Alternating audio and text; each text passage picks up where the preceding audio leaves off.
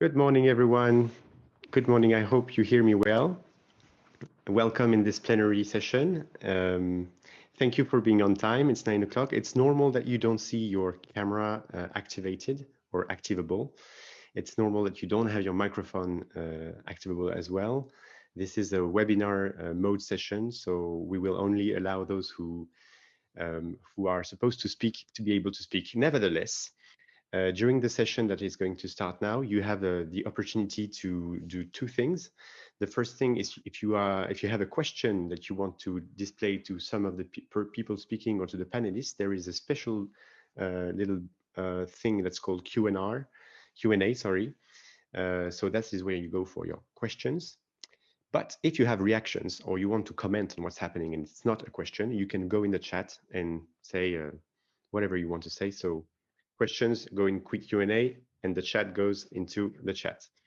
I can see Vicky and Jan who are here with us. So Jan, I'm going to give you the first words just now, just to let you know, all of you who will be at sometime speaking, we are displaying a little timer next to you. So if you want to see how much time is left, you will see it in the plenary.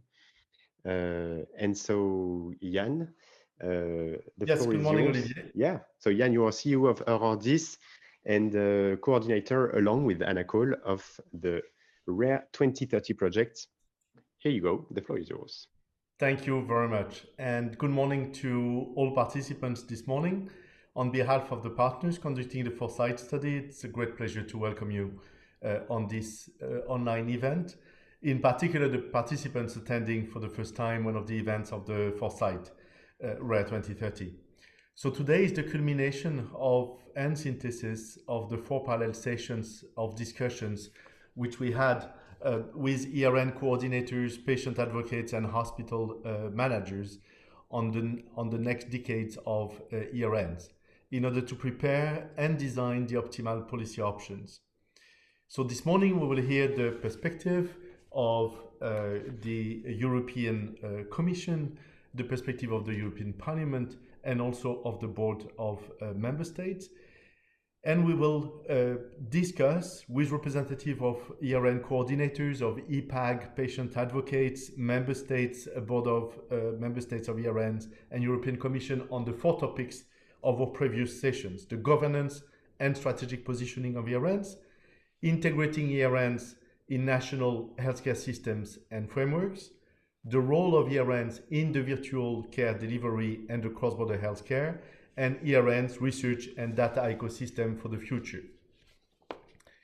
This Rare 2030 Foresight study, as most of you already by now are aware of, is a 2-year project to reflect and propose how to improve the future of people living with rare diseases, how to optimize the use of existing resources, design strategy and organization, which in return can support the improvement of patients' health and social outcomes. This foresight is an initiative of the European Parliament, supported and funded by the European Commission based on the call for proposal. The consortium partners of Rare 2030 have been selected to implement a thorough methodology with robust knowledge base and a multi-stakeholder panel of 200 experts, identifying 12 trends for the future, developing 4 scenarios by the horizon of 2030-2040, and they have been presented at the European Conference on Rare Disease in May. By the way, I can only encourage you to read the executive summary of this conference, which has just been published. It's nicely done and very informative indeed. We are now well advanced to define the optimal scenario within today's reality, an approach to get success by design rather by anecdotes, an approach to get prepare policy options for the next 10 years, which are informative also for today's choices. These policy options are being debated currently by thematic groups in the panel of experts, but also in regional workshops in order to get more the member states' perspective through the stakeholders at member states level. And obviously, a core element of any strategy on rare disease for the next 10 years are the highly specialized healthcare for rare diseases at the regional and national level, and their European networks in the ERNs and beyond. Hence, these 4 parallel sessions and today's synthesis.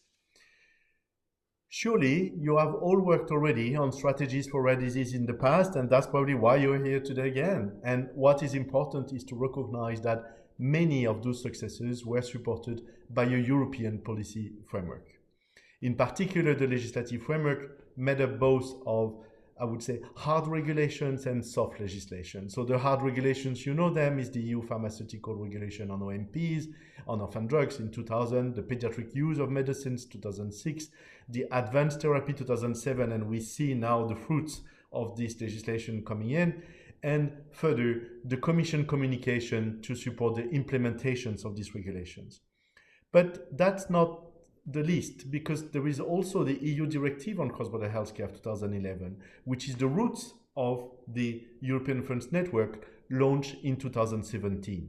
But let me mention the soft legislations, the so-called Council Commission Communication on Rare Diseases in 2008, or the Council Recommendation on Rare Disease in 2009, by which the member states were mandating themselves to develop national plans. Honestly, do we think that there could have been a launch of 24 ERNs for rare disease in 2017 if we hadn't have also this Commission communication and Council recommendation 2008-2009? The cross-border directive, the directive on cross-border healthcare would have never been sufficient. And we also needed the joint actions and the EU Commission or the European Commission Expert Group on Rare Diseases for the right preparedness for this launch, to develop the national strategies within a European articulated strategy. So today we have a new environment, we have new science, new values, and new challenges and opportunities. Today we need a new vision, we need a new framework. We want a collective one, which is consensual across stakeholders with choices, yes, giving up, taking, yes, but consensual across all stakeholders is possible, one that corresponds to the needs and reality of people living with rare diseases and their families, as well as to the realities of the healthcare professionals and other relevant professionals and stakeholders, and also for the national competent authorities. This is exactly the goal of this foresight, Rare 2030, to come up with a common vision and the steps and policy needed to make it a reality. It has to be compelling, relevant, and realistic. In February, for the final conference of the Foresight study, it will be organized in partnership with the European Parliament, and we will present the final policy recommendations and scenario. Meanwhile, we will have the results of large surveys to hospital healthcare professionals and to patients and families. We will also have the perspective of the young European citizen debate. So our work will not end today. Once we have agreed on a new vision, new recommendations, new framework, we will need to transform it into a policy decision-making process. I now hand over to the 3 speakers of the opening session, Mr. Andrés Riz, and a great supporter of rare diseases, the Director of Health System and Medicinal Products and Innovation. I have to say here that he has been instrumental in developing the Commission communication in 2008 and the Council recommendation of 2009, as well as the launch of ERNs in 2017. We have with us also Mrs. Katerina Konechna, a great advocate, I would say a parliamentarian advocate for rare diseases. She's a member of the European Parliament. And Professor Till Vogandler, who is representing Austria in the board of member states. With that, I wish you all for your contribution in this workshop, and I invite you to use all materials that have been created for you. Thank you. I hand over to our speakers. Thank you very much, Jan. So when you are a speaker, you are invited to put your camera on and to activate your microphone to start. And André, I guess this is your time. There you go. Great. Okay. Thank you, Oliver. Thank you, Jan, and good morning, everybody. It's really a pleasure to be today with you. You know, it's as Jan already said. You know, I had been in this development since 2006, but so I witnessed, you know, a number of important milestones on the way, like cross-border directive, like communication 2008, 2009, work with the council. But of course, the launch of ERNs, which was a huge milestone in this development as well. But things will not happen, you know, without commitment of many colleagues from my team, from the Commission, member of European Parliament, and of course, you know, you. Patients and especially you, this who is leading this world of patients. But we enlarge, you know, the groups to the hospital managers, to the research community. So I can tell you, when I see this back from 2006, 2007, when we started many of those developments, you know, I really feel that it's happened thanks to people, because this is to really to stress. So thank you also for these foresight studies, because it's really something which help us to bring, you know, new ideas to the development. Because I agree with Jan that now, you know, we have to reflect, you know, in this journey on the road, as I said, you know, two years ago in the ERN's conference.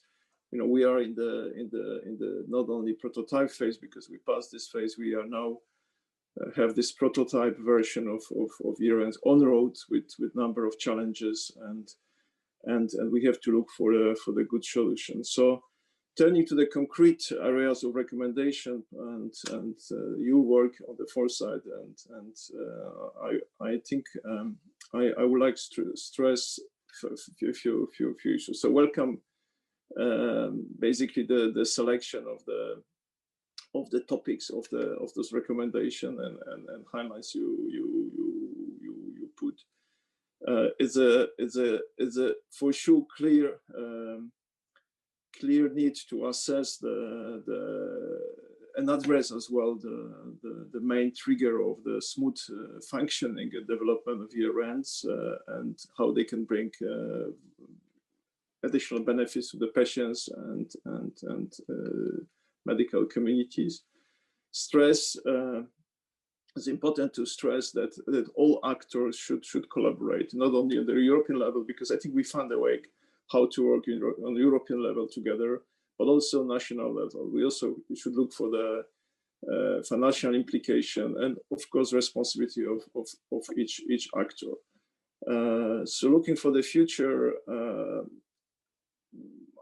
I envisage that the consolidation of ERN system by 2030, it's a goal, and of course, because of the why we want this, we want to increase the quality of life of rare disease patients and also life expectancies if possible.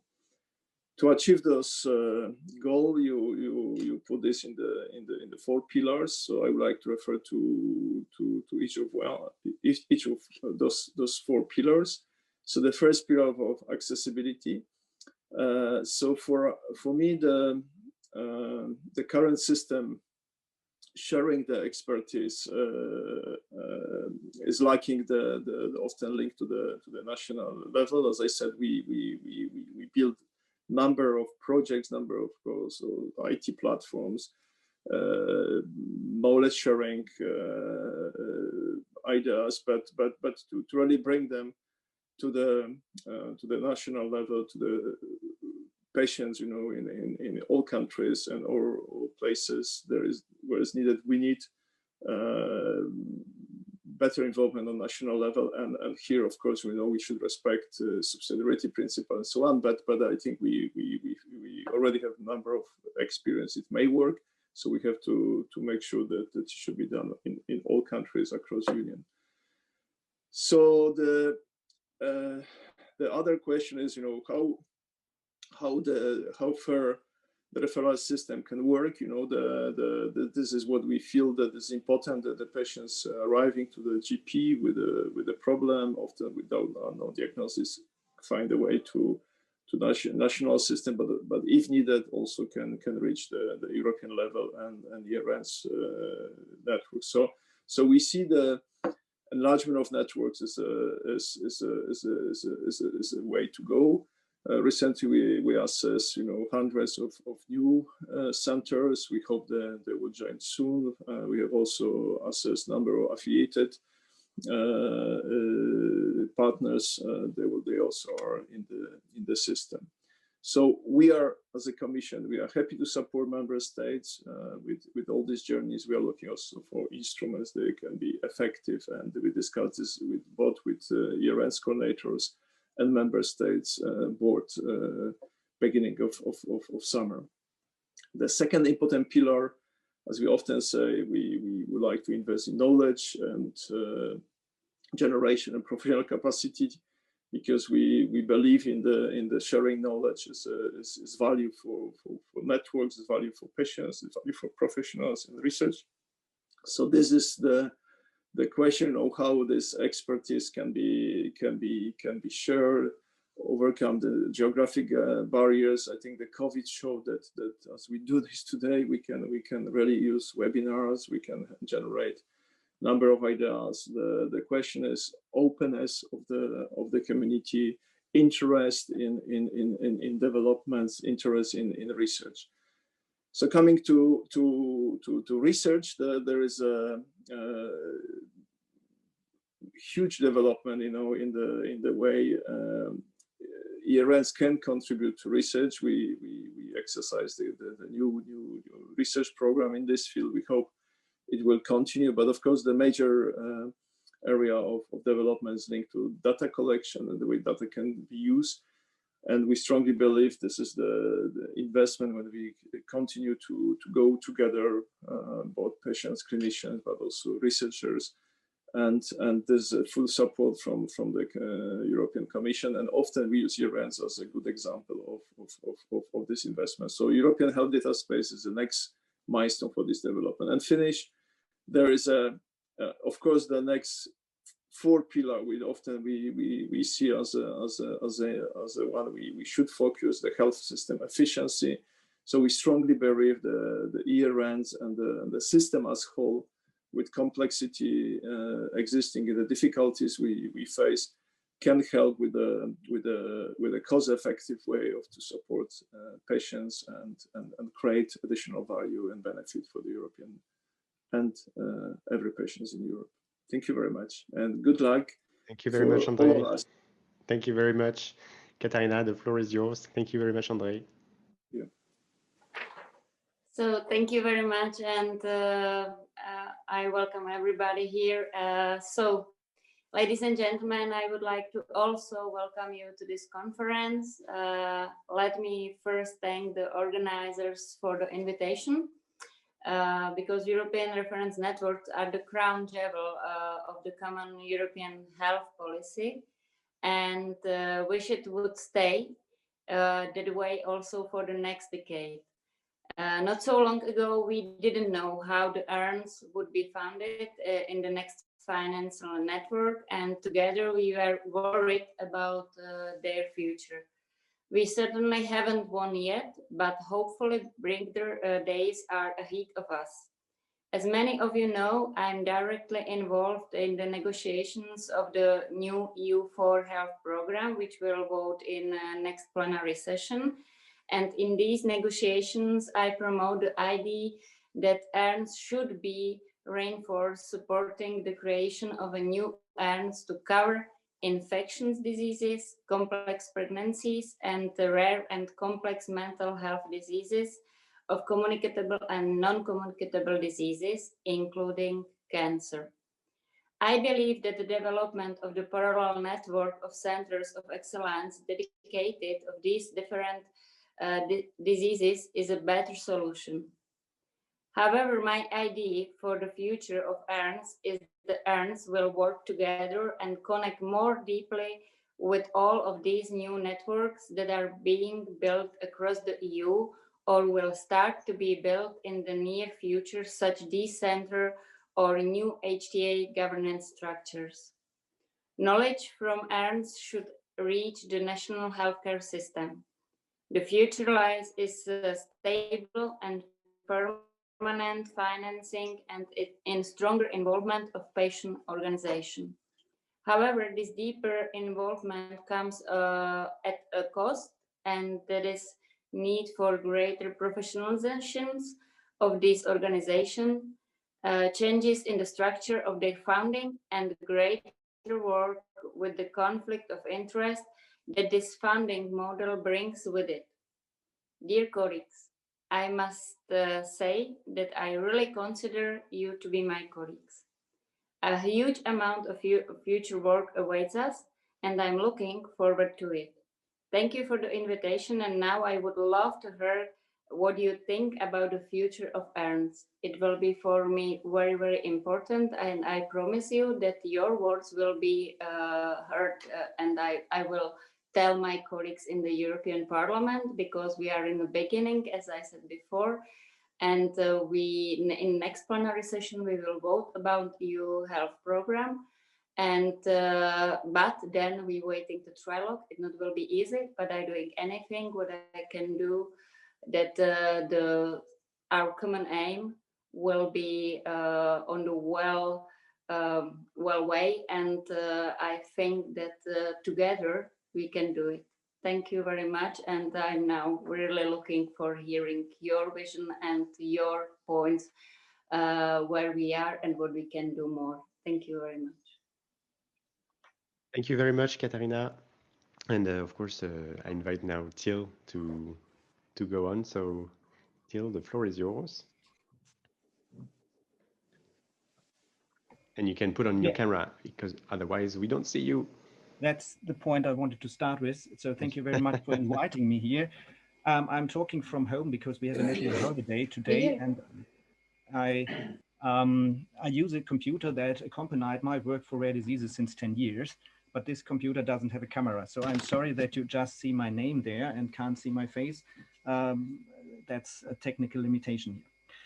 Many thanks for inviting me to give a brief view of a potential vision for ERNs in the future from a viewpoint of member states. I mean, there is a lot one could say about that. I want to focus on something what Andrzej already mentioned a bit, which was this topic of consolidation. And that is the reason behind. To understand that better, I would like to make a remark, where do we come from? Because you have also to understand the point and the position of member states, why we think that some of the conceptual framework we did in the past and the strategies might need a change. So we started that in 2012 with an expert group on cross-border healthcare directive that should help the Commission in further defining the legal basis for the evolution and development of ERNs. And that finally led to what you know all as the delegated decision and the implementing decision. And when we debated about that, and we had the numbers 10 years ago about what we really said, well, very limited expertise, which still is probably true, that expertise is limited and we don't know how much interest we have. So we were not sure how many institutions, how many clinicians would be interested in this project at all. And we were not sure how to set limits for that, because as you know, the baseline limit now, and that is the one which still holds true for an ERN, was that we need at least 10 members in 8 member states. But we thought that perhaps for rare diseases, which are very rare, and we didn't have this mapping at that time, this might be a threshold level that might be too high. So we even thought for what some people call ultra rare diseases, we should have a level like 2 to 3 members from 2 member states, but then it turned out that wouldn't be a network. So, but just to clarify, we were really unsure. And as further we evolved that, and when we discussed about that, one of the things was, that was already in the time of the Board of Member States, that we hoped when we wanted to launch the first call, that we might get something like 10 to 12 applications and 5 to 6 might be mature.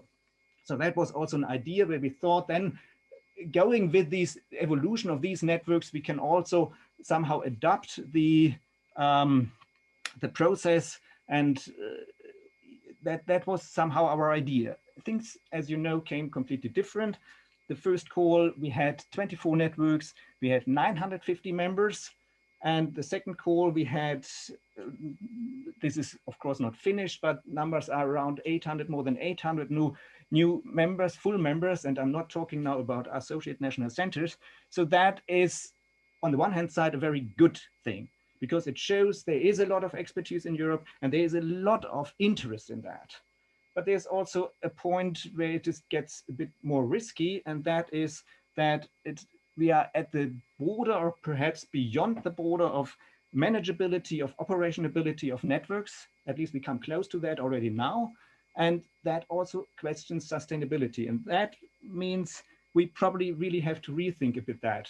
And that is what I want to put as a vision out there. What we discuss as member states a bit is that we should change this system of ERNs in subdividing networks, not within an ERN on a European level, but to have two different levels: a national level with national reference networks, where you connect all your healthcare providers that are these specialized institutions and that are really interested to work in this field, and then to have the ERNs as a kind of umbrella above that.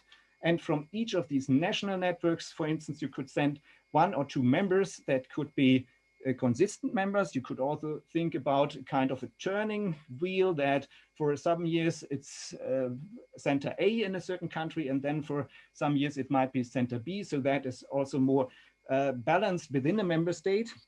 And that to use what we have developed for the ERNs also in a national way and a national system, like for instance, the CPMS system.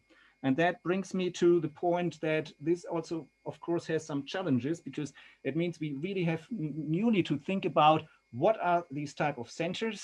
And this is what the Foresight study and RED 2030 has brought up a lot of ideas, I think, that should go into this new discussion process. We have also to think about how can we make that visible, because one of the things in particular for a small country was, and we have been talking right now about this virtual consultation, but one part also is, if there is a need that a patient has to receive cross-border healthcare physically, then which center to go?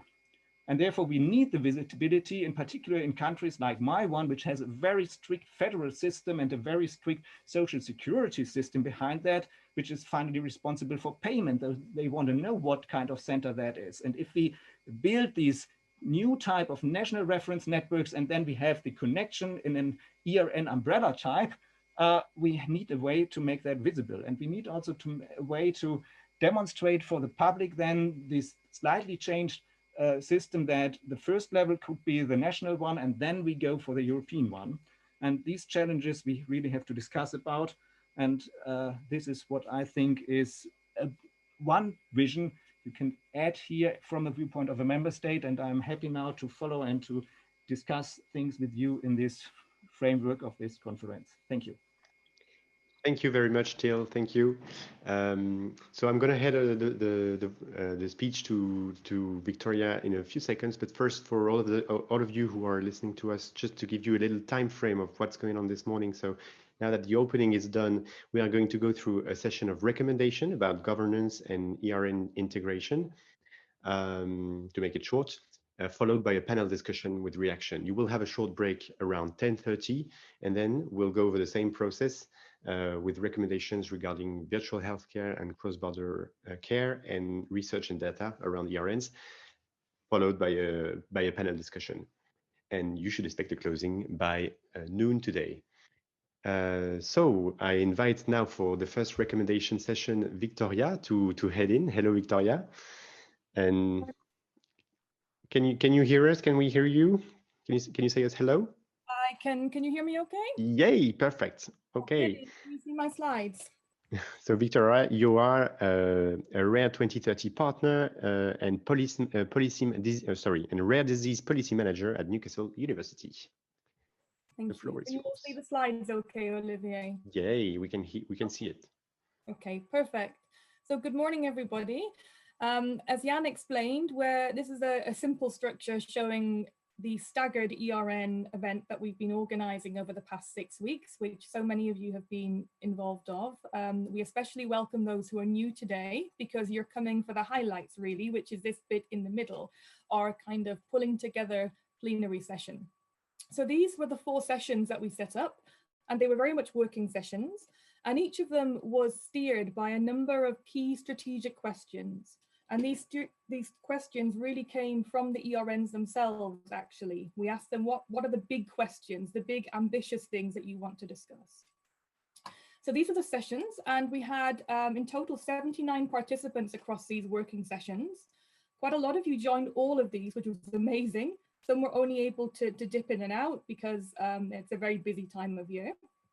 But we had really good discussions, and we focused these sessions as very much working sessions. This is just a screenshot from our Miro board that we were using. And for each of the sessions, we worked on a number of preliminary draft recommendations. And you can see some of these down here. And we had a facility for people to add their comments with little post-its. There was a kind of snapshot voting exercise, so we could get an idea of which of these are voted not the best, but the most strategically important for ERNs to reach the kind of future that we want them to have in 10+ years' time. So these were the working sessions, and then we did lots of creative working groups where people tried to look at which of these were really high impact, which of these were really high priority, and also discuss how feasible, how easy some of these would be to actually implement. We're aware that some of them seem very, as we say, pie in the sky, very ambitious, but that's part of the goal of a foresight study, is to really think big if we can. So we had some great feedback, and we have all sorts of great qualitative comments from those sessions, and we're going to use all of this in our reports. And we had an idea from those sessions of which people seem to think would be the most strategically relevant, important recommendations. But we wanted to reinforce that a bit more broadly and make sure everyone really had the chance to look at these recommendations and to think about them. So we cut down from about 80 individual recommendations that we discussed across those 4 working sessions, and we managed to trim that down to 33. Some of these were merged a little bit as the participants had suggested. They were reworded slightly. And we put these into a simple survey, which we sent out to all of the participants, but we also encourage people to send out this survey to their wider contact. So across the ERN networks, to your HCPs, Board of Member States are very welcome to complete, other EPAGs who were not in the sessions. This is still going on, this survey, so it actually closes midnight on Wednesday. So if you wish to, I think my colleagues either have or will put that link in the chat, so you can certainly complete that. And it really asks people to look through those 33 recommendations, and they're organized very loosely by broader session, by broad topic, and to rank them from 1 to 10. So as of yesterday, we have 99 responses. So I want to present to you the results of this as it stands. So it's a work in progress. In terms of who's responded so far to the survey, it's pretty much split. The largest groups are either the ERN coordinators or other healthcare provider representatives. Split pretty much equal number with EPAG advocates. And then the other participants are made up from Rare 2030 partners like myself or Eurodis partners, that is extra Eurodis experts who are not directly in Rare 2030, Board of Member States and hospital managers. So what I want to do is to share with you a little bit some of the preliminary results from this. So these are the most strategically important. That does not mean that we are going to ignore the other ones that I'm not presenting about here. We will capture all of these and give visibility to all of these. And as I'm talking, please do comment in the chat. I won't be able to pick it up right now, but my colleagues will for later. So do share your thoughts on some of these. And I'm going to present just the sort of top 7 that came out of sessions 1 and 2. And then later on this morning, we'll look at the top recommendations emerging from sessions 3 and 4. So this is the first one, and this was by a long way the most popular, the highest scoring of all of our recommendations. So ERNs need a long-term funding framework, which should consider all possible sources of funding. Such a framework needs to be defined urgently and should include a definition of all central functionalities and policies to support ERN financial management and governance. So there was a lot of support for this one. Of course, people commented it would not be easy because you need a general consensus here, including government, so national support and prioritization. But it was very clear, the message here, that actually the funding should be long-term and it should be split between the EU, the European Commission, and the member states. There was a real urgency from some of the participants for the member states to really commit to providing some support for this ecosystem, as they have been doing already, but to actually build on that more and more. And that comes in all forms, not just about financially, but also ideologically, this integration to the national level. The numbers here, by the way, are the numbers that you have in your document. So I circulated another version of this full list of the 33 this morning. So if you want to follow along using that, then of course you can do that. So the next popular was recommendation number 5, really, really popular. Countries should be encouraged to revisit and update their national designation of centers of expertise for rare diseases and strengthen the organization of national rare disease and specialized networks. This should then translate to a more strategic engagement of national centers with ERNs via a limited number of full member HCPs. So there's a lot going on here, but interestingly, this one is suggesting that actually maybe we need to look again at the scope and scale of some of our networks. And some of the comments here that actually this is the most important of all the recommendations. A lot of people felt this. The ERNs have started this work, but actually not all centers of expertise are directly in an ERN. And this is different for small countries compared to large countries.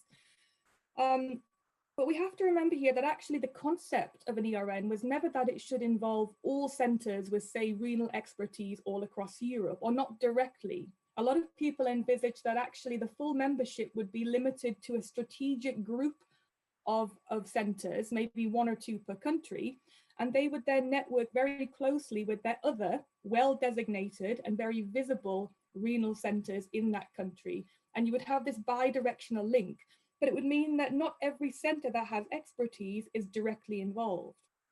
Some of the members or participants said actually, if countries had done this job beautifully before the first ERN call, it would have been much easier for them to say, okay, these are really our top experts.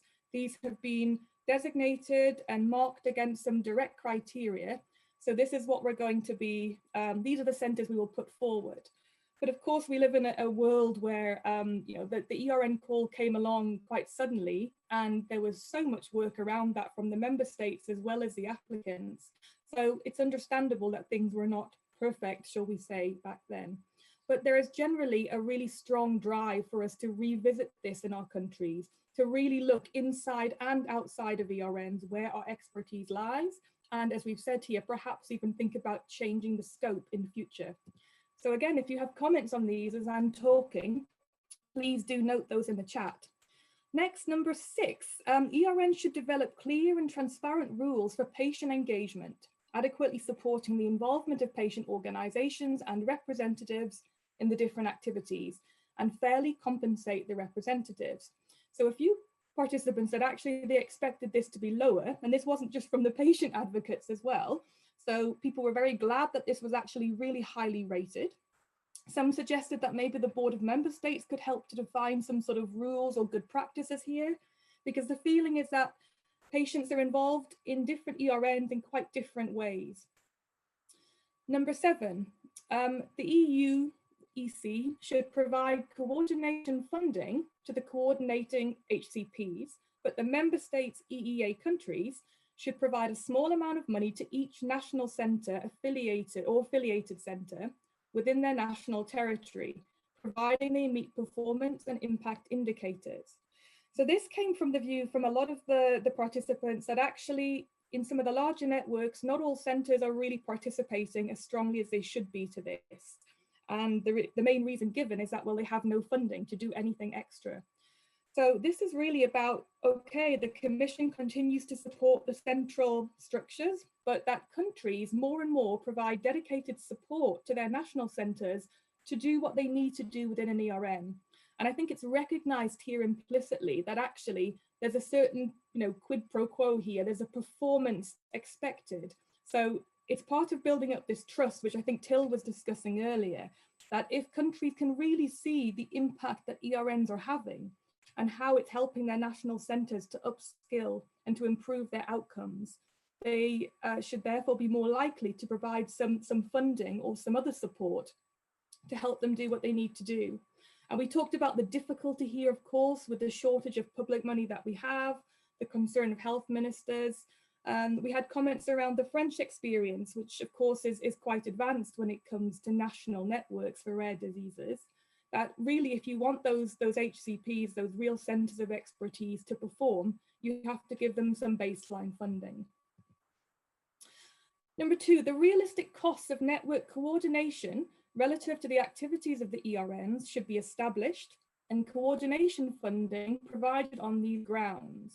The amount of funding available for coordination related activities should differ between ERNs based on scale and coverage. Now, by the way, these little comments that you see here in pink or blue, these are actually taken from the Miro board. So you will recognize, those of you who participated in the sessions, some of your feedback. There are many more comments, and there are also comments coming through from the survey. So we will bring all of this together when we're trying to finalize the wording of some of these, which we know is very important when it comes to recommendations. So people like this one. They said, actually, it's not too difficult in the grand scheme of things to try to establish the real costs of coordinating a network. And it's also not too difficult to differentiate based on size. So there was some concern. So one person said, I agree with this, but worry that actually the bigger disease areas would benefit from more funding, leaving the more neglected areas to have less. Other comments, the EU is already thinking about such differentiation, justifying why we think it's more feasible. So this is interesting. I wasn't aware of this debate. And some very sensible practical questions. To establish a standard or maximum size for an ERN, we'd need to have evidence. What is the ideal size? Are the small ERNs delivering better results? Is it the other way around?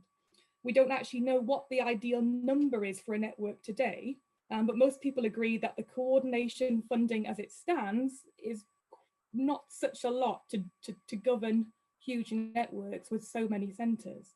And the suggestion here was that the 5-year evaluation should really look into this and look into optimal size of the networks. And again, do keep commenting in the chat on things that you agree with or disagree with, and what steps you would take to push some of these things forwards or not. Next one, we had a couple actually which related to centres of expertise, and actually in the original working sessions we had many of these, so we merged some of them.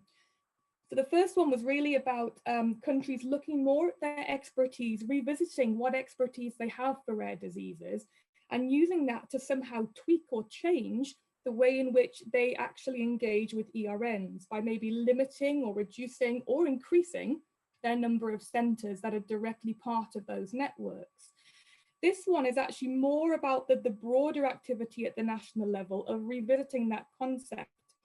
And it's around, it's really within this discussion of positioning ERNs very nicely within the national sphere. So the idea is you can't really have national networks, robust national networks for rare diseases, if you don't really know where your expertise is and what kind of expertise you have in which centres.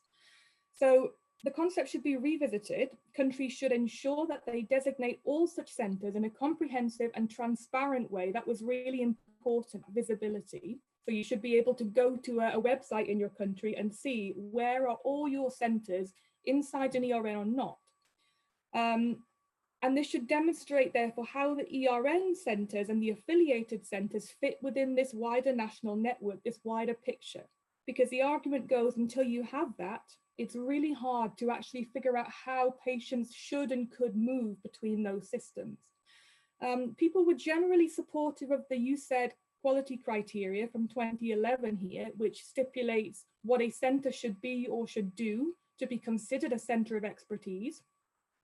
People pointed out very, very wisely that a lot of the ERNs have done great work here in looking at what kind of disease-specific criteria could be applied to call oneself an expert centre for, again, let's say rare renal diseases. So what kind of expertise should be there? What kind of tests and procedures should there be access to? What sort of multidisciplinary and more holistic expertise should be accessible? So if we could combine that activity, combine those sets of disease-related criteria with something more cross-cutting and robust like the USAID recommendations, we might have a really good way forward. Again, it's important to point out that these sort of rules here for selection, I wouldn't say necessarily rules, will not be the same in large and small member states. If your country only has 1 or 2 centres for rare disease, then obviously it's much more of a coordination hub type role. And a really important point that came out a lot here is that patient representatives need to be more involved in this activity, in this designation of centres at the national level in a real way, as they are very much the experts on the performance of these centres and on what the experience of visiting them and seeking care is like. So the last one that I'm going to present from this sort of short list here, I think I've given you the top 7 from sessions 1 and 2 combined. So this is a nice practical one. The European Commission should support member states or EEA countries to implement the actions outlined in the ERN Board of Member States statement on integration of networks into national health systems, specifically by funding national multi-stakeholder workshops to help push things forwards, involving patient organisations, clinical leads and national authorities to facilitate discussions and actions on integration into each of the health systems. So I think the thinking here was that the Board of Member States has done a great job in defining this, in coming up with some good concrete actions, which are very closely connected to our broader drive that we see in Rare 2030 to revisit national plans and strategies as really the anchor for all of this work. But that those ideas contained in that document, that statement, need to be pushed forwards. So again, some suggestions here is that it shouldn't just be about funding the work, so providing the workshop funding. There has to be real emphasis on actually doing the implementation, on member states really seeking to do what they can to bring the ERNs into their national landscape and not have them just sitting kind of on top of everything else. Other comments, slightly more skeptical. The suggestion is good, but some countries just do not wish to further develop their national networks, thus avoiding to have to support them. So that's quite a cynical perspective, could be realistic, depends on your viewpoint. So you can see the kind of a variety of comments that we get here. I just wanted to highlight these other 2 here, which is recommendations 12 and 18. So I had to be quite selective and really pick our sort of top 7 to keep this session manageable.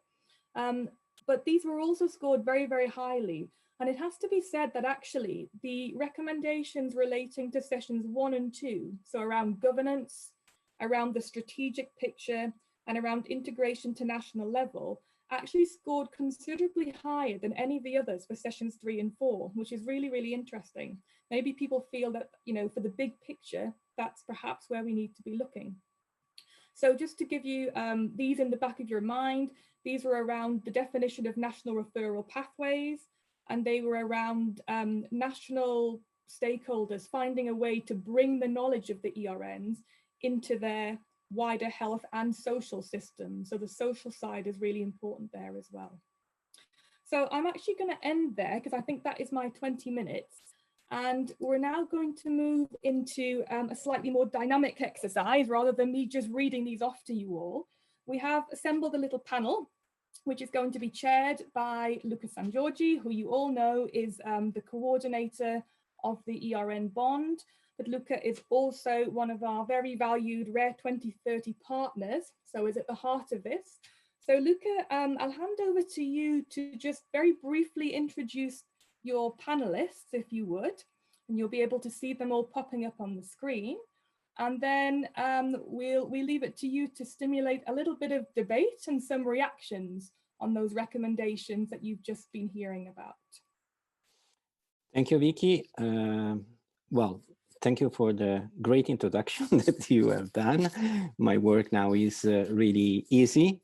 Since you have introduced perfectly the debate that we should run, I have the pleasure and the honor to moderate this session with a very distinguished speaker, Birute Tuminier, that is part of the board of member state, Nicolene Hogenbruggen, that is actually is our coordinator right now, Rita Mangenheim, and I would like to briefly and simply ask them one question.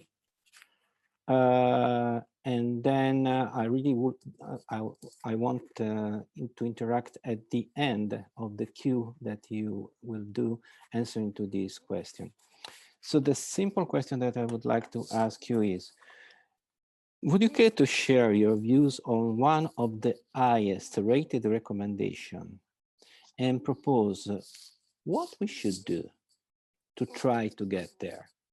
Meaning, could you please select one of them and tell us, according to your experience, what is the right pathway to reach that point?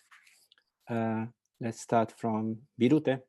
Luca, we also have Martin with us as well from European. Pardon me, Martin. I really don't want to cut you out. I haven't seen you in the list, so I was not sure that you were connected. Yeah, thank you. So I can jump in now, is it? Yeah. Can you hear me? Perfectly. Yes, we can. Okay, so indeed, I like that recommendation number one, it is just wonderful. And it is absolutely of paramount importance in case we would like ERNs to be sustainable for a long time and in case we would like them to achieve their potential. But I would like to give two remarks on this topic. The first one is that ERNs are as complex as rare diseases in terms of their functions and activities, and that include healthcare research, education, project-based and continuous activities, functions and activities for which either national or European authorities have to take responsibility. And also we have to take into account ERN diversity because they devote various amounts of their efforts into various activities. So it really comprises very complex budgets. But I like so much that recommendation from European Court of Auditors that in spite of such a complexity, we have to strive for simplicity, for simplification on how to use these budgets, and the most optimal way would be single budget line, you know, for especially at least for EU coverage. It would really remove a huge administrative burden from our EINs. So that is the first remark. Another point that after more than 3 years, we already have some results about effectiveness on those investments that were put into ENs. And there are lots of very good examples, but also some of them are somewhat discouraging. For example, under usage of CPMS. But I really get a little bit, how to say it, worried when people say that ERNs have to prove and are obliged to prove their functions for to be worth of the same or even increased funding. And indeed, sometimes it seems that it is like throwing a person into an empty pool and making please prove that you can swim without putting the water, and afterwards we will put water. What I do mean by this, indeed, if we will not identify those root causes behind why there is underusage, and if we will not remove them, we will not achieve anything. And there are some more examples about this in ERNs, for example, going to national integration. So indeed, we have to equip ERNs with resources, and only later on we may demand results. So that's my 2 punches from my side. Thank you very much, Birute. Very stimulating, as you were requested. And I'm sure that Nicolene will be as stimulating as you are. You have been. Thank you so much, Luca, for giving me the floor. And first of all, I'd like to echo the words of Katarina Koneccia, the Member of Parliament, that the knowledge of the ERN should reach national level. That comes very close to the highly ranked recommendation 18 that was just presented by Victoria. Well, because as we all know, ERNs have become an infrastructure in Europe now. From the toddlers we were in 2017, we have rapidly grown into adulthood now in 2020, with a growing number of centers, of administrative tasks, but most of all, a growing number of activities. The amount of cross-border healthcare with and without the CPMS use, lecturing of webinars, and writing of guidelines and making new tools.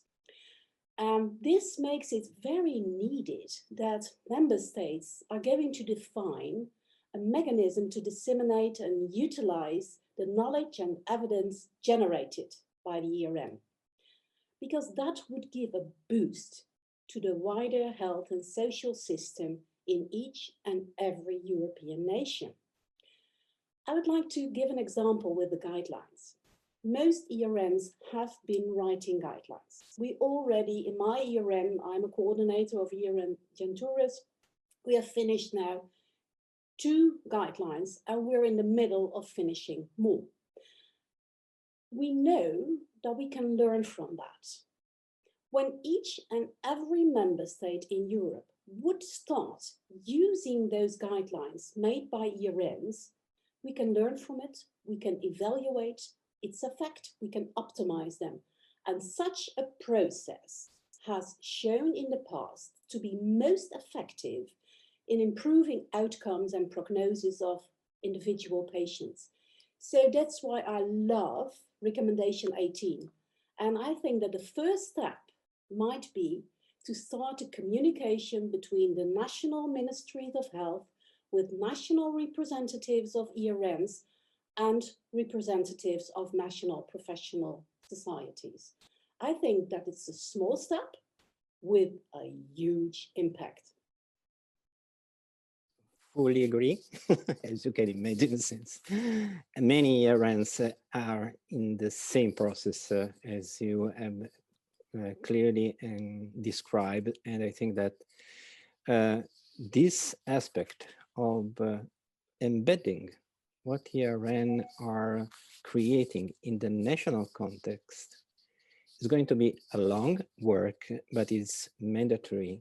And probably by 2030, this is one of the targets that we should mandatory reach by that time.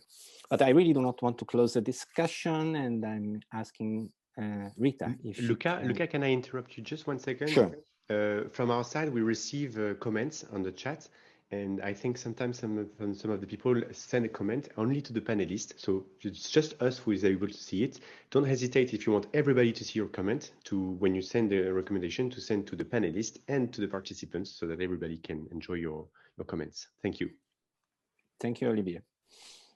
Rita, now the stage is yours. Thank you very much. Can you hear me? Good? Perfect. Thank you.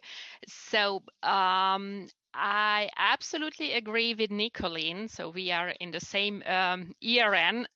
I'm in the other side of the ERN. And it's an amazing work what this group has already done. As a patient representative, of course, the most important point from all these recommendations is from session 1, the recommendation 6, that we need clear and transparent rules how patient engagement should work. And this is it looks like it's a very simple task, but I think it's a very difficult one, as we patient representatives want always more and more, but this is what we should do. And for the I just must say that the guideline development it's an amazing work what this ERN already performed, but I'm sure that we could make that even better, and for that we need the rules for that. And everything what this ERN and other ERNs has learned from the first steps on these long way, we should somehow try to summarize all the lessons learned and make available for the other ERNs. So I think it's very important regarding patient engagement that some cross ERN activity should start. And this belongs, this refers not only to the guideline development, but if you include the patient's representatives, then the registry, the CPMS, everything could work much better. Yes, and it's true. I mean, ERN are producing so many different tools and the possibilities that it's a pity that some of these tools and the possibility are not really shared. Yeah, and not all ERNs have to develop their own terms of reference, for example, for guideline developments. If we would have one general, then each ERN can somehow personalize for themselves as well. But there is already one from us as could work as a starting point. Yeah. I must acknowledge DG Santé, since they have started specifically on the guideline, a common process for all the ERN on how to set up guidelines. And this is for sure a step further, probably also for the adoption and let's say recognition from member state of the guideline produced by the ERNs. But I really don't want to take too much time with my comment, and I kindly asking to Martin if it's his turn to share with us his preferred point. Thank you very much, and good morning, everybody. Do you hear me? Okay. Yes, thank you. Yes. Yeah. So I'm really pleased to be here today with you and have the opportunity to share with you some considerations from the Commission's point of view. I think it is very interesting to look at these recommendations because they reflect two things. I think the system of ERNs currently is in the stage of consolidation, as was already mentioned previously. We have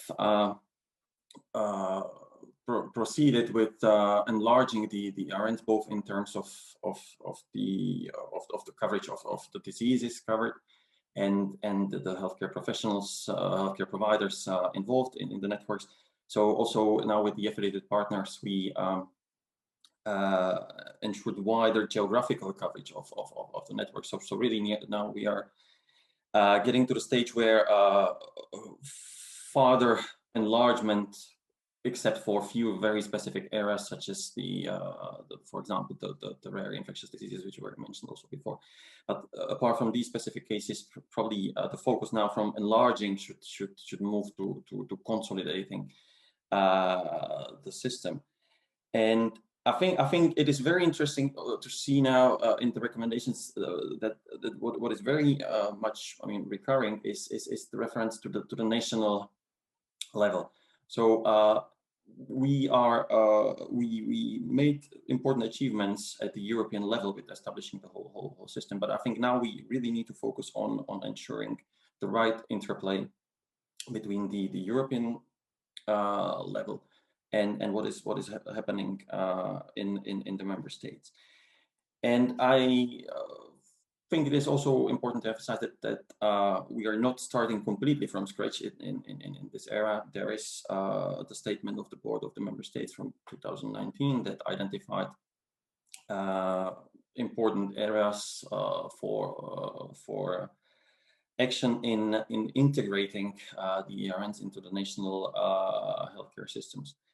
And I think it is now the right time to start moving from identification of the problems or areas of action into the real action. So I think it's, and this is mentioned in one of the recommendations, we should now make an effort to implement those recommendations, which focus on 5 main areas. So development of national strategies for rare diseases and developing the legal framework for integration of the ERNs, the patient care pathways, ERN, referral systems towards the ERNs, so to make clear that the patients can easily access the system and then, if necessary, reach the right expertise through the ERNs and get to the point of the right diagnosis and treatment.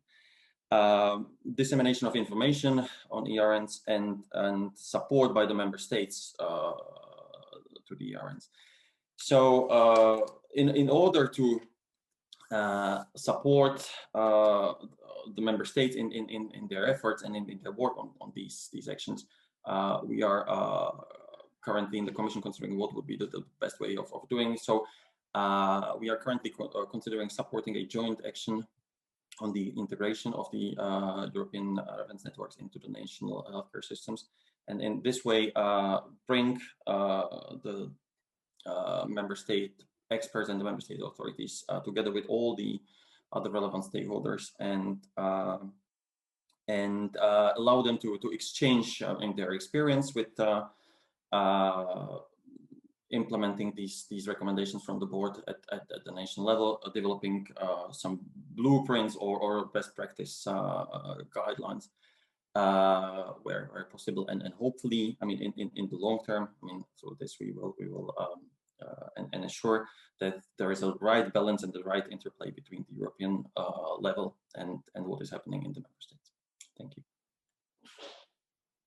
Thank you, Mark. Very stimulating.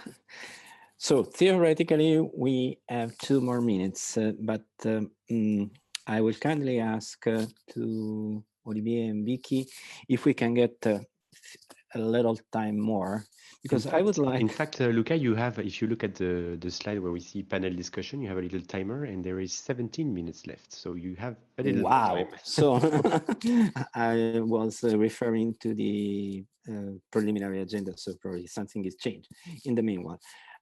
So I'm asking to all of you, beside the one recommendation that you have already quoted, what is another aspect, another recommendation that you think it might be mandatory or very interesting to be taken into consideration? Let's start the round from in the same way in which we were running in the first time. Birute.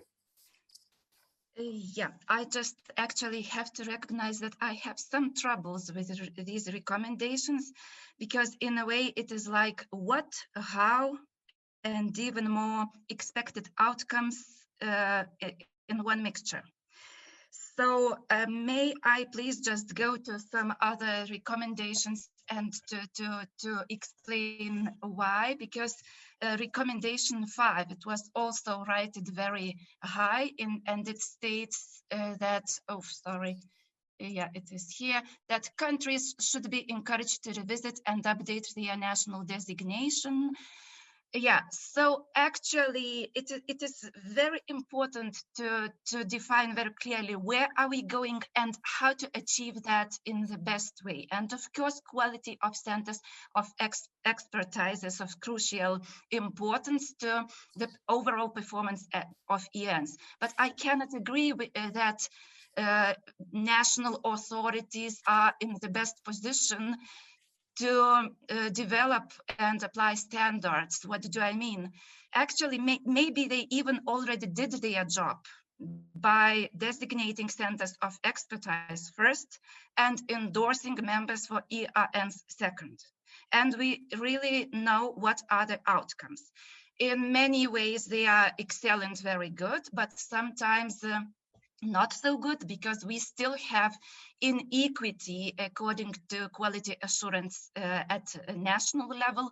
We still have inequity according to access to ERNs and representation in ERNs membership.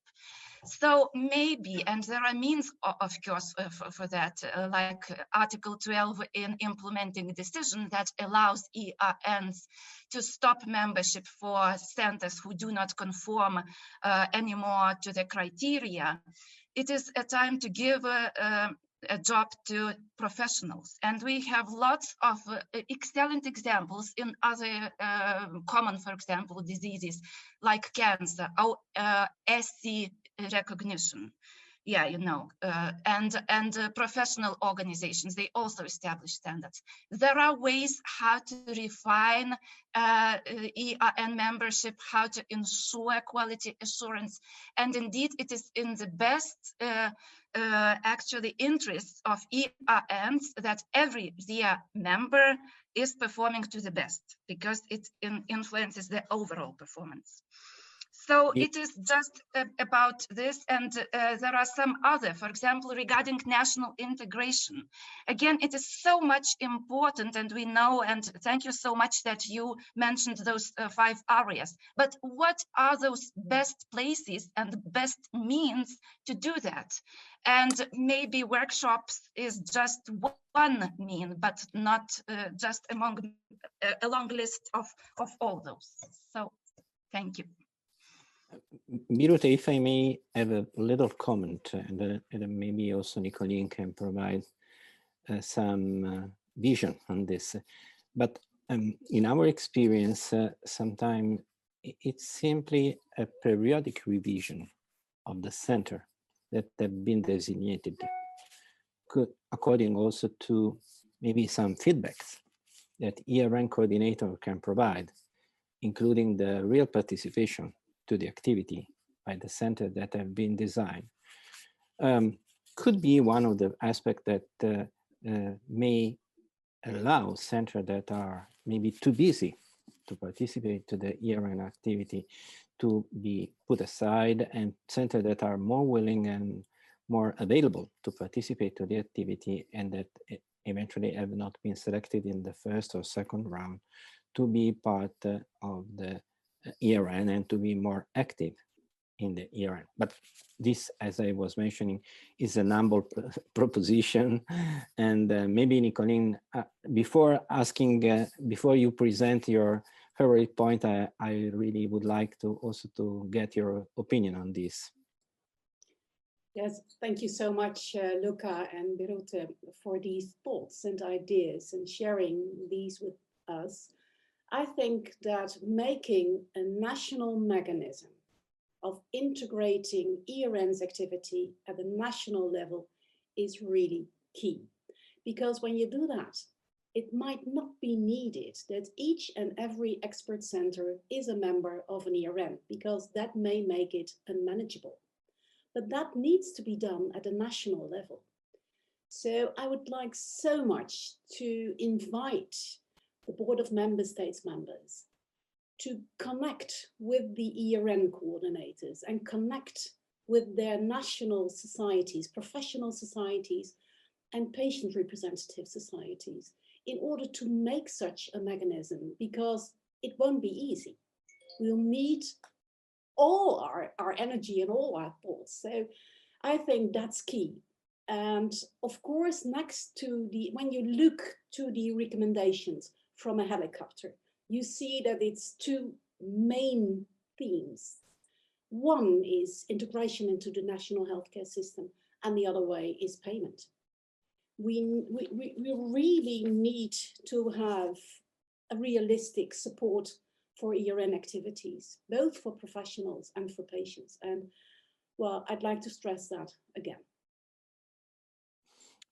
I was sure that you were pointing out this aspect that are really mandatory. Yeah. And I must acknowledge, for instance, that in Italy we have started recently to a periodic meeting between the 3 Italian coordinators, the Ministry of Health, the National Institute of Health, and this has changed. but probably to, as you were pointing out, set up kind of a real structure with the budget eventually to support what you were mentioning, meaning concrete action that can be financed in order to support not the ERN, but the product that a ERN can deliver might be one of the relevant aspects that should be taken into consideration for the nearby future. I wouldn't say in 10 years, I would propose to have this kind of option much earlier than 2030. And there's an urgency to it because we need to have that in place long before the end of the first 5 years of the ERNs. So I'd like to stress the urgency, and I'd very much like to be part of making such plans, and just like you're doing in Italy, and I know that's going on in France, also in the Netherlands. We're working on that, and we're in close connection with the Ministry of Health and the representatives of the Board of Member States. But the urgency perhaps is not yet there. So let's give it a boost. Fully support and fully agree. Rita, now it's your turn, and I would like to ask any other relevant and important recommendation that you would like to highlight. I would add just some personal perspective that we have discussed really lots of hours about how integrating ERNs in the national system, but I would step one step back, and I would say that we can integrate all really successfully as something what is known. And I would emphasize how important is raising awareness about ERNs. And just for that, from the 24 ERNs, just a few, maybe 5 or 6 have social media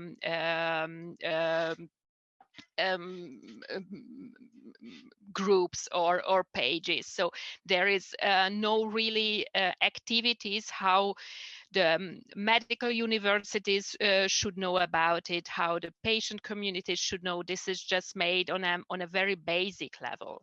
And I would then refer to what Nicolin said, that it should be on a professional levels with people who do that on a full-time job, because even if we on a EU level decide that this must be integrated, if nobody knows about it on the floor, then this integration won't be successful. Fully agree and fully support what you were proposing. Martin, now that you are kind of collecting all these let's say stimulation, let's call it this way. What are your feelings, and what are the aspects that you think should be absolutely put in a kind of a timeline as first and very, let's say, relevant to be start working? I have to say, I mean, it is really, I mean, inspiring and interesting to collect all the comments and all the reactions. I would like to touch upon also one aspect that I haven't mentioned before, and that's probably also the need to streamline a little bit the organization of the work of the networks. At the national level. I mentioned the current enlargement of the networks that is still ongoing. I mean, we received a very high number of applications. We have now the affiliated partners, and I think it is also very important to think how to now streamline and better coordinate the work of the networks, of the activities at the national level, and their interaction with the national centers and national healthcare providers.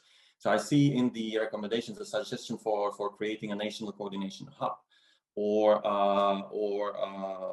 previously, I mean, the idea of national sub networks or national networks was was mentioned. I think this is also something that is worth considering carefully, and it may help significantly well the coordinators in coordinating their networks. The Commission, I mean, to have also the right, I mean, counterpart in the member state, but also the national actors to have one or very clear focal point at the national level where they can address and then communicate with. So as I said, there are you know, very important and interesting ideas that will need to be considered further, and there is an important work ahead of all of us, and the Commission obviously stands ready to support all the actors in these efforts, and also take an active role in the future discussions and in the future work. Having a look to the chart, that is very lively. One of the aspects that was pumping out very clearly is to set up a joint action to better integrate ERN in the national context. I would like also to get from an opinion from the panelists and to get your feelings on this aspect that I personally fully support, meaning that what Nicoli, myself, Birute have already expressed in many ways is a clear need of a strong connection. Lucas, knowing that we have a 1 minute left, so the okay, question is large, so maybe. So let's put it this way: a very fast answer to my question, and then we will close the session. Yeah, so just very shortly, absolutely. We just need to have a platform to go further from our insights to real actions, and the joint action could provide us the means for that. Nicolene? I can only echo those words of Birute. I totally, absolutely agree. And I would perhaps after this have a discussion. Frans Schäfer just mentioned that in the chat box. How might Aurorus help us in doing that? Sounds like we have a plan. So, Olivier, I don't know if we have any more time, but I would like to thank all the panelists for the very provocative and interesting contribution that you have provided.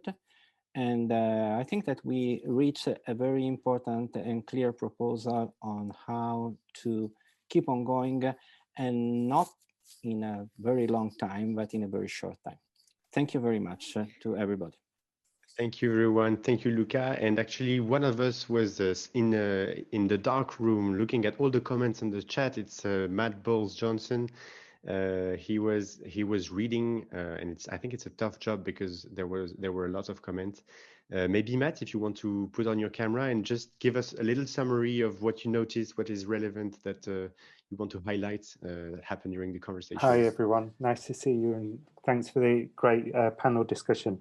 The chat was really lively about the recommendations, and there was a push to maybe look at the ERN funding model being more tailored to outcomes, but with a core funding cost which was common for coordination. But also the key aim now that we've sort of with the second call moved to sorting out the coverage of the ERNs in all countries, everyone's now thinking about integration, so there's a mental shift there, but we need to put the mechanisms in place. So the joint action, as Luca said, for integration seems like a really useful tool, and a very one which the Commission is used to doing to stimulate fulfilling their roles, to stimulate and support member states do coordination between countries. It feels like the EC is very much more positioned for legislative development and not operational management, and so maybe that joint action could explore the role of ERNs at a national level and look at the funding models and contributions from a national perspective as a mechanism to move things forward. So and then the last bit really was around key discussions about national discussion on ERNs, which Nicoline had mentioned, recommendation 19 and 18, sorry, 9 and 18, to have a national discussion and national action. But the key bit around dissemination, maybe the project team who are developing the guideline methodology for all ERNs, the tender, if that methodology is developed and signed off by the board of member states, maybe that becomes then a prior approval for a guideline being developed in the ERNs that can be a faster adoption at a national level is possible because member states would have signed off the methodology up front. Anna made a good point, you know, dissemination mechanisms, there's multiple ones, and Orphanet is a key one for doing that as well. And we should look to that, to sweating our current assets. You know, we've got a lot of rare disease infrastructure like Orphanet, and let's you know, let's play to our strengths, let's utilize and let's embed that approach and see how they can support the channels for dissemination. Thank you very much, Matt. So we're going to have a short break just here. So just to remind you, we're going to go through the same kind of session just after the break. So you can now go do whatever you need to do in the next 10 minutes. And but please don't disconnect from the room. It would be too bad. So thank you all, and see you in 10 minutes. And we are back. We hope you are coming back from your break, and we are about to join session number 2 of this plenary. And Vicky, who is with us, what were the topics that you want to debrief us about, and the main recommendations? I think session 3 was about, let's see, session 3 was about the role of ERNs in virtual care delivery and cross-border healthcare. And session 4 was about ERNs, research, and the data ecosystem in the future. Can I share my screen? Sure, you go ahead. Okay, so indeed, I'm going to do the same thing again. So it says somebody else needs to stop sharing. Okay, so indeed, I'm going to do the same exercise as we did just before. Okay, so that's coming up there. So can you see the presentation? Yes, it's perfect. Okay, so we'll do the same exercise as before, but this time we'll look at some of the recommendations emerging from these 2 topics here on the left.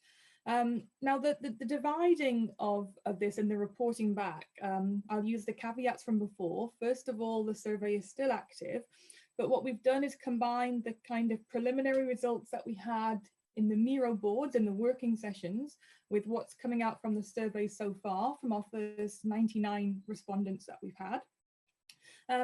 And the way that I chose to present this today, to make sure that we have a chance to discuss all sorts of different aspects of ERNs, because this is the challenge in a way for the Rare 2030 project. We are very broad, and we try to have this sort of eagle, you know, bird type overview of the whole scene. Rather than just focus on 1 or 2 of these, we wanted to present a few of the higher ranked, most strategically important recommendations from all of these areas. Having said that, I mentioned earlier briefly that the recommendations which sort of fell loosely under sessions 1 and 2, so these topics around governance, strategic positioning, and integration of ERNs, they actually all ranked higher, interestingly, than the recommendations from sessions 3 and 4.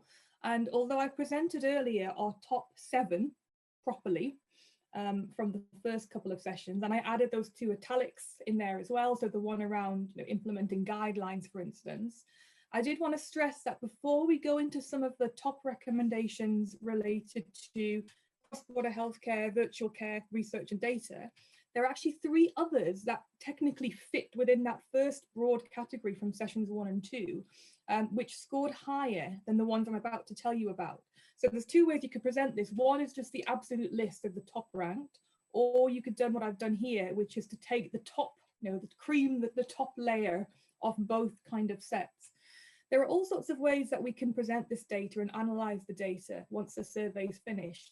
I think it's really important, as some of the commentators have said, to bear in mind that some of these are very kind of high level, they're very strategic, Others are much more operational, and they might actually sort of sit as sub-bullet points beneath some of the others as we go through. So just to highlight these three very briefly, one was around a common EU agency being created to help the ERNs operate more flexibly and effectively. This is primarily focused at the moment on a way to receive funding from a range of different sources rather than each network doing it itself. And this would, I suppose, be an alternative, a slightly higher voted alternative than the legal entity option. Then recommendation 16, really important, that ERNs should gather and create, in collaboration with patient organizations, resources to support patients in receiving more integrated, more holistic and more personal care in their own environment. And that actually these kind of resources should focus on the needs, the hidden needs sometimes, and challenges and daily struggles, which are common wherever you actually try to implement these on the ground in your very different social systems. Those needs would be the same.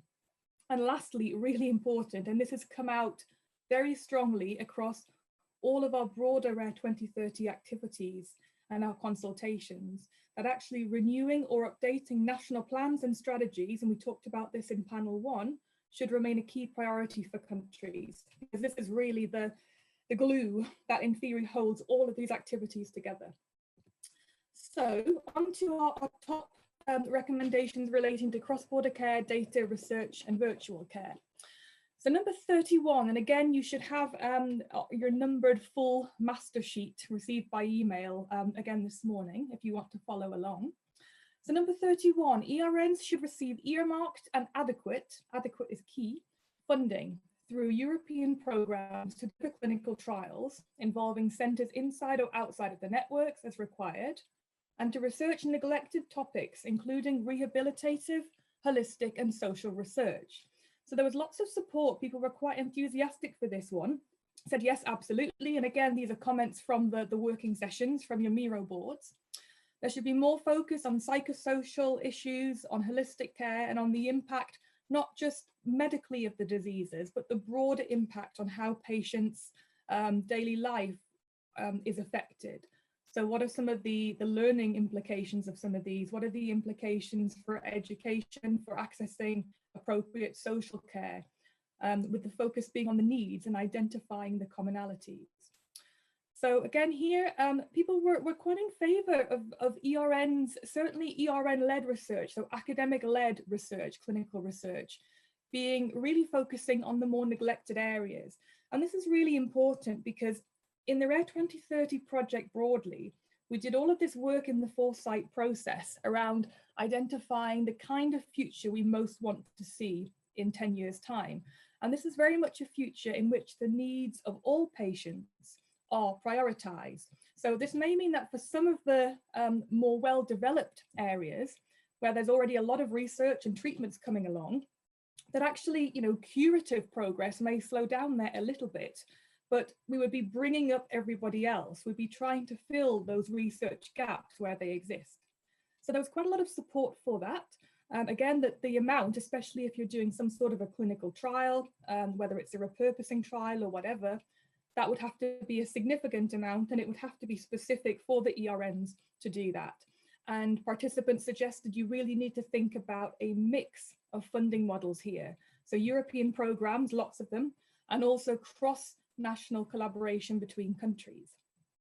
Then building on this, number 32, ERNs should be specifically and adequately, so again, this adequate idea, adequately funded to develop and conduct natural history, and where possible, accompanying biomarker studies, a minimum of 5 every 2 years to build the knowledge base and capacity for clinical research in neglected diseases, areas lacking research. So most people said they like the idea of a target. Whether it's the right target is something I'd be interested to hear about in the chat box for sure. And indeed, people say that ERNs are really well placed for this. They are really well set up to do these natural history studies. Other participants mentioned, however, that for some of the really rare conditions, we'd have to think about bringing in data and patient information beyond Europe. You need to think more globally here. And again, the focus at the end of this was really around ERNs meeting the gap. So looking at the so-called neglected diseases, the therapeutic areas where we don't have a lot of research going on, and where we will never get any research unless we understand the natural history and we can really kickstart that therapy development pipeline. And again, most of our participants felt this was really what ERNs were set up to do. It's around capacity building.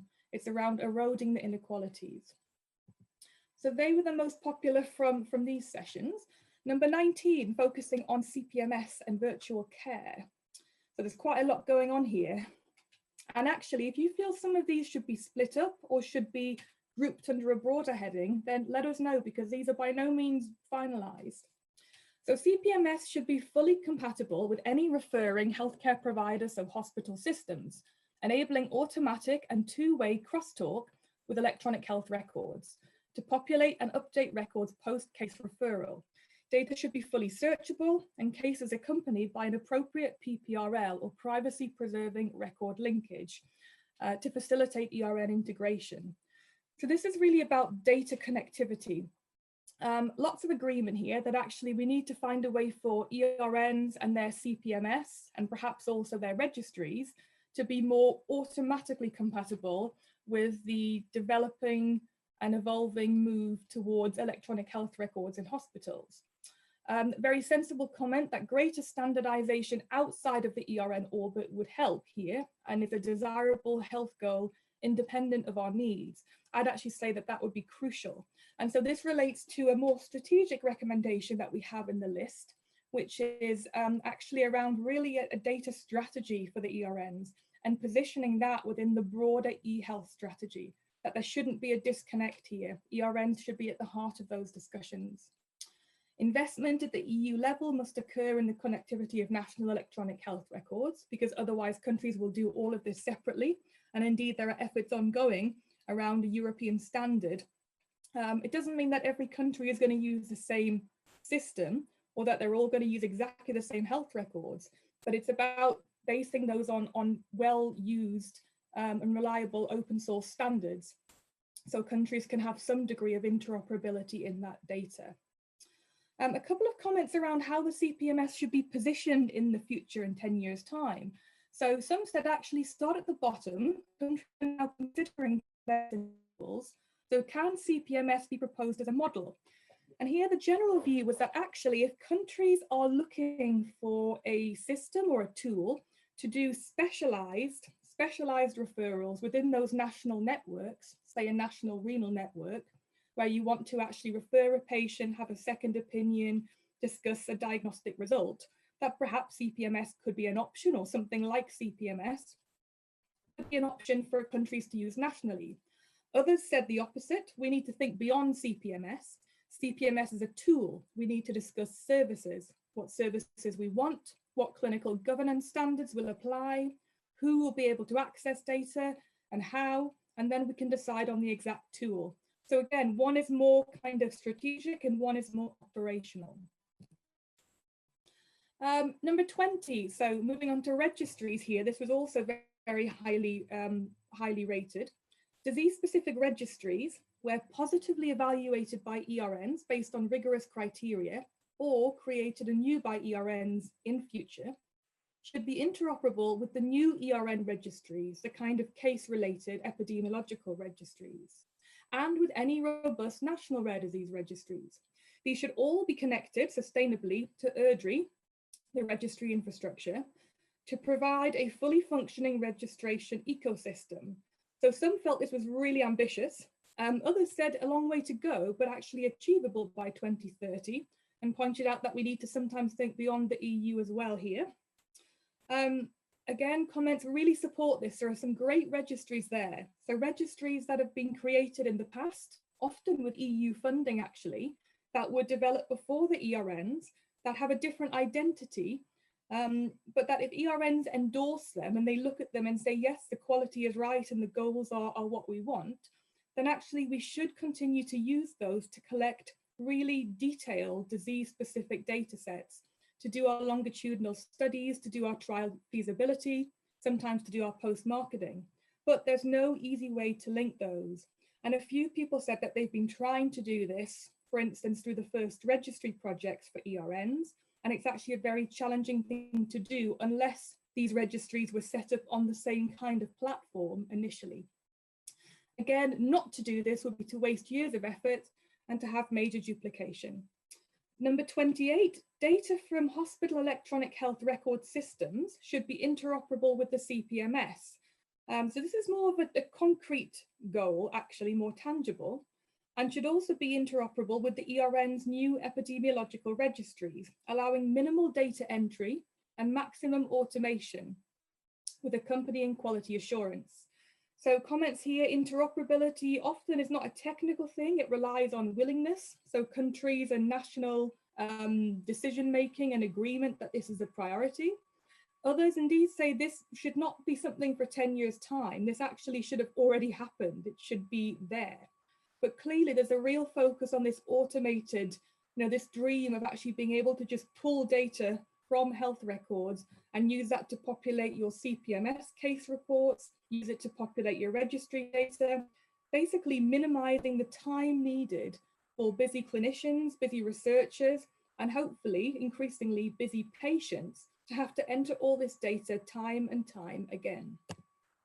And this was the last one that I wanted to show you for these sessions. So panelists, do be thinking about which of these you like, which you don't like. And this is very timely. So the Coordination and Support Action, the CSA, funded by the Horizon 2020 program to support the creation of clinical research networks, covering 4 domains: clinical research, data management, engagement and dissemination, and administrative support, should be supplemented by additional funding to deploy core services to become fully operational by 2025. So we were jumping the gun a little bit with this one when people came up with this 6 weeks ago, but I saw news over the weekend that actually this proposal has been successful, which is fantastic. So that's the Erica proposal. So congratulations to everybody involved in this. So here already, I think probably very sensibly, people are thinking about making sure that whatever comes out of these projects is really sustainable and is concrete. And this would be kind of a one-stop shop. It's the sort of thing that the EJPRD, for instance, the European Joint Programme for Rare Disease Research, is really looking at, is how can we take these different types of expertise and open them up to ERN researchers in particular. And so some of the comments here, this makes sense. We want to avoid each ERN having to have all of this expertise each time. We don't want each ERN necessarily having to build and develop its own expertise on aspects of clinical research management and governance and GDPR, on data management, data interoperability, and having to do all the bureaucracy. That actually having a structure to do that would be really helpful for all of the networks. And it would be something, regardless of where it's sort of physically based, maybe it would be much more of a virtual thing, but it would be for all countries and for all ERNs. And a comment here that actually, I wasn't certain about this one, additional funds might be needed for smaller ERNs, I guess, to help them use these sorts of things and develop the knowledge that you need to engage with these services. A need thought as to who gets the funding, otherwise may not be a fair process. There was a little view here, I think, that actually often it's the same group of countries who tend to be leading or playing key roles in some of these big research initiatives, and that we really need to think about a way to encourage some of the countries, some of the Eastern and Central European countries to become more proactive and more involved here. And I know that there are many efforts ongoing in different funding streams and in EJPRD to do this. So I'm going to end there. So that's our 6 top recommendations from sessions 3 and 4.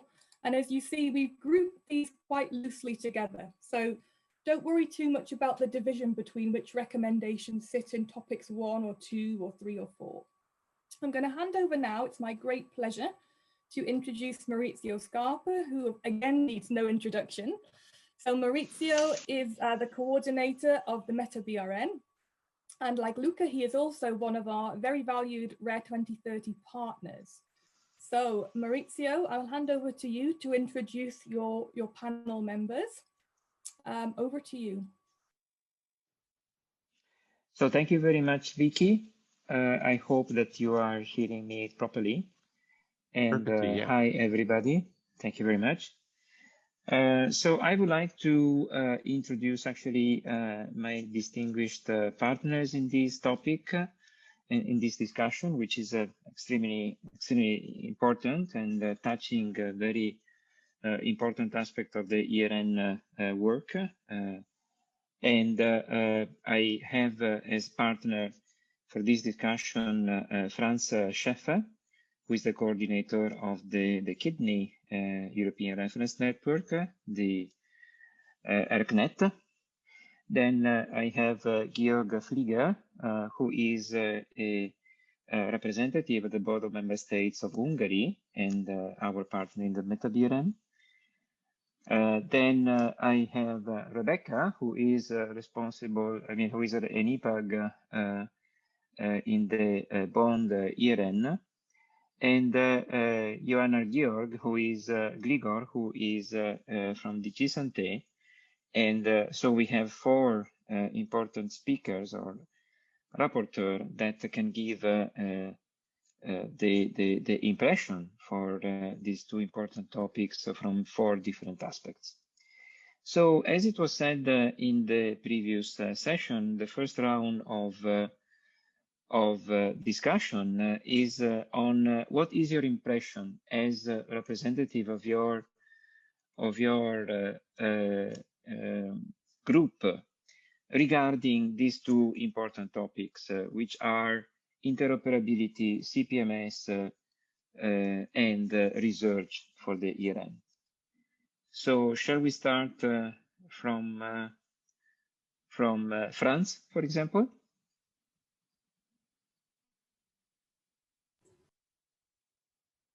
Sorry, Franz, I cut your microphone. Yeah, you can put it back on. Can you hear me now? Yeah, thank you very much, Franz. Yeah, so thank you, Maurizio, for the introduction. And we heard from Vicky the most important and highly rated statements. She asked us to pick one, our favorite one, and actually mine would be, after considering all these very important topics and statements, many of which I really fully would support, I picked the one on the clinical trials. I think that eventually, with a 10-year perspective, if we want to advance the quality of medicine in the rare disease field, we will not get around setting up systematic trials. We can do a lot with natural history studies. We can learn a lot from them. We can learn a lot from epidemiological registries. But if we really want to advance medicine, we should be able to perform clinical trials. Clinical trials also outside industry, the industry ecosystem. So we should have investigator-initiated studies. Each ERN should put up ideas, should come up with programs, and we should have continued sustainable funding for such trial activities. I think this is really the key activity that will bring us forward, will help the patients eventually in the best possible way. We, of course, know that it's not easy to perform such trials. There's a lot of obstacles, especially in the field of rare diseases. But on the other hand, we also have made a lot of progress in recent years on the statistics, on the design issues. We have ideas for basket and umbrella designs to be able to do efficient trials in a number of diseases at the same time. We can have pragmatic clinical trials which are embedded in the registries that we are setting up. There are many ways to do cost-efficient research, but I think we'll have to set up a program to do that. Yeah, that would be my point. Thank you very much, Franz. That's very, very interesting and at the heart of the activity of the ERN indeed for the patients. So I think that now we would like to hear, Rebecca, what is your major topic of the one that you heard from an impact point of view?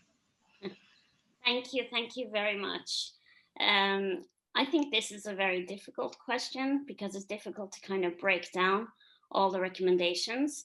So how I want to attack this is kind of to go back to some of the key views and maybe the key obstacles for people with rare diseases, and see how we can use some of the recommendations to solve those kind of obstacles. I've been very happy to be a part of this project. It has really motivated me to keep on going because these questions are kind of internal, I think, when you have rare disease. The main obstacle that unites all rare diseases, as I see it, is the lack of information and the lack of accessing experienced healthcare provision. But together, you know, we can change this. As what was said in the beginning of this webinar, history has shown us that through ERNs and through cross-border healthcare legislations and through national plans, you know, we can change this. If we all work together, we can make rare less rare. We can help people with rare diseases access the knowledge about their disease. So how do we do this? That brings us over to our main area, where when we look at the CPMS system, I think that making it compatible to the national systems that links in with the recommendation number 19 and 28 is very important and essential for bringing rare disease healthcare forward. I actually think maybe we should look at making access to a CPMS panel a patient right, a rare disease patient right. Because sometimes when you have a rare disease, you get stuck in a rut of your local expertise or the expertise in your country. And the rarer your disease is, then the less knowledge you will actually be able to access. And that means lesser treatment options. It also means, for some cases, a worsening in quality of life. So we should make that a patient right, access to CPMS so that they can reach out to other experts. That should be very important. But to actually do this, to realize this, then we have to link in with other recommendations that focus on privacy issues. This is a big problem in a lot of countries. We're not addressing this a lot in our recommendations as they are written here today, I think. We need to be more serious in targeting this problem because it should not be an excuse that using CPMS is not within the privacy legislation of a certain country when we have European legislation. Also, the question of reimbursement has to be solved.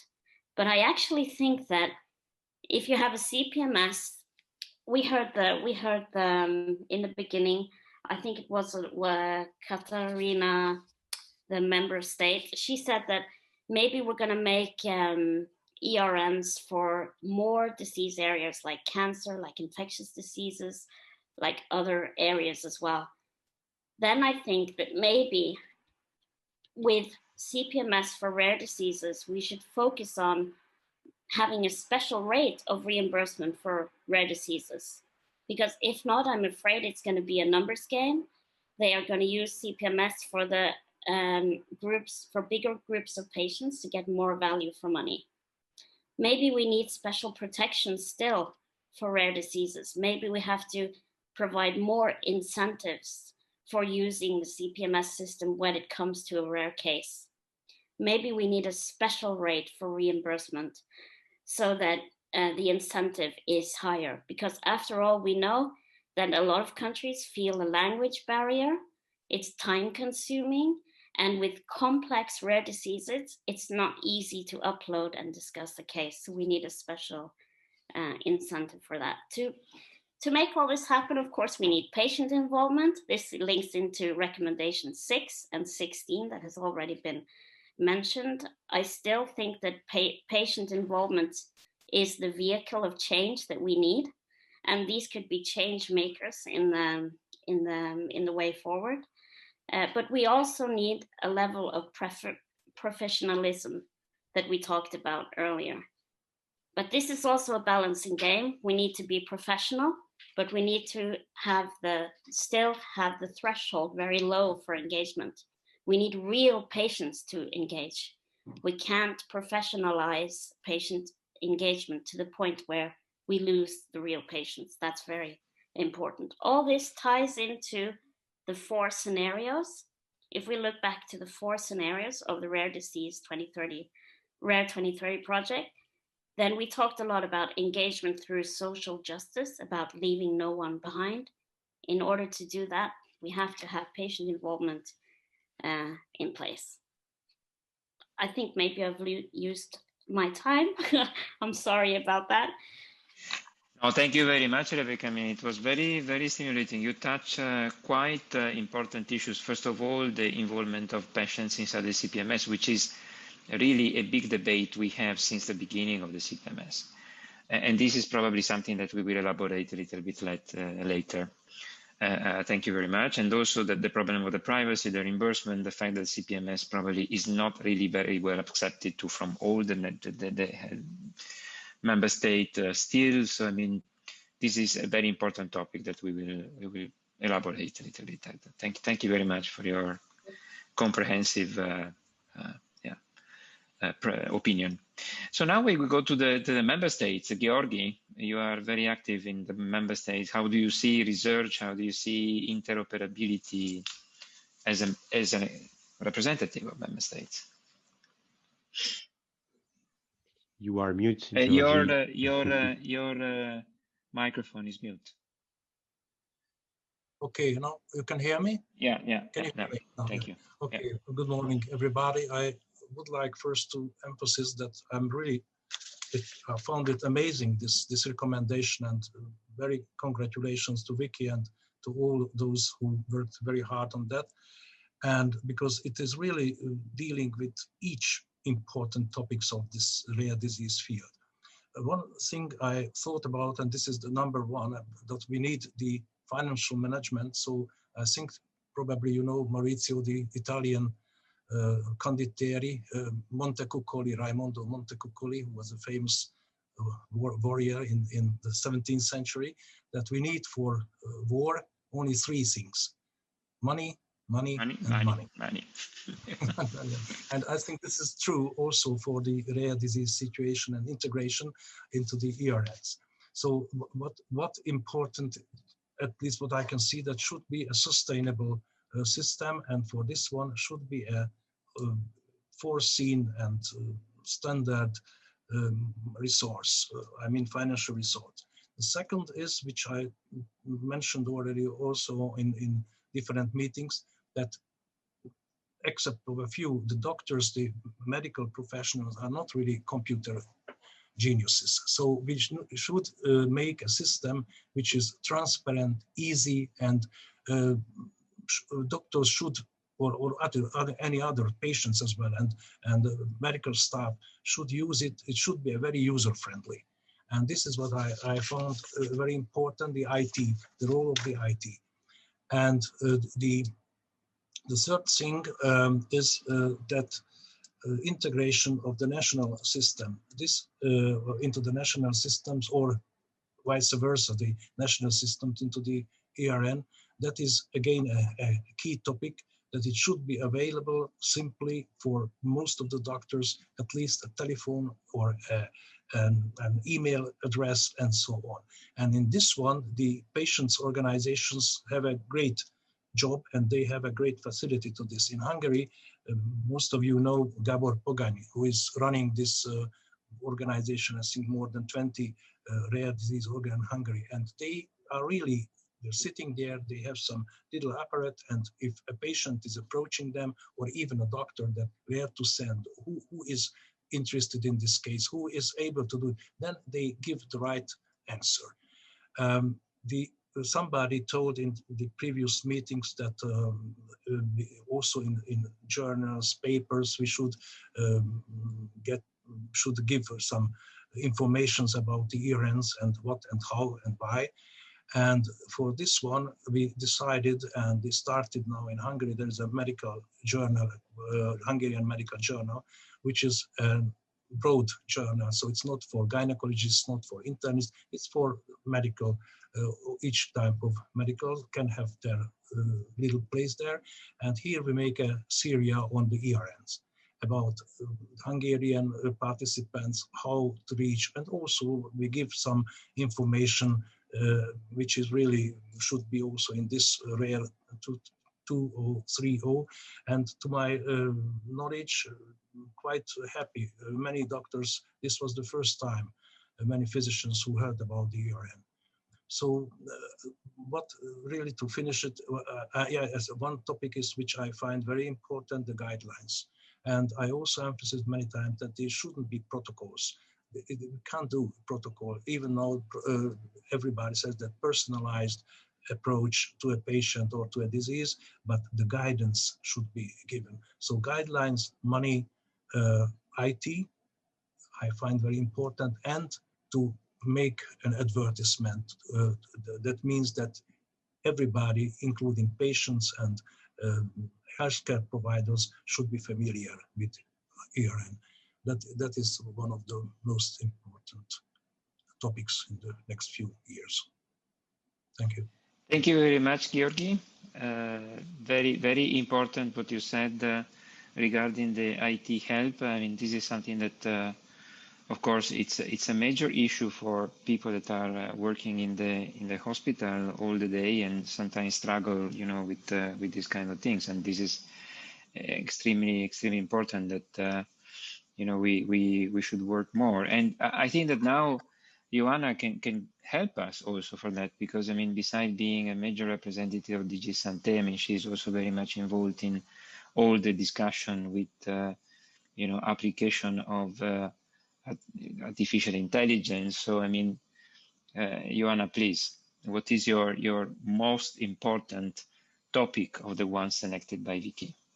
Okay, thank you very much. I'm afraid that I will not be able to only choose one. I think I will choose at least two, and one is basic, or three actually.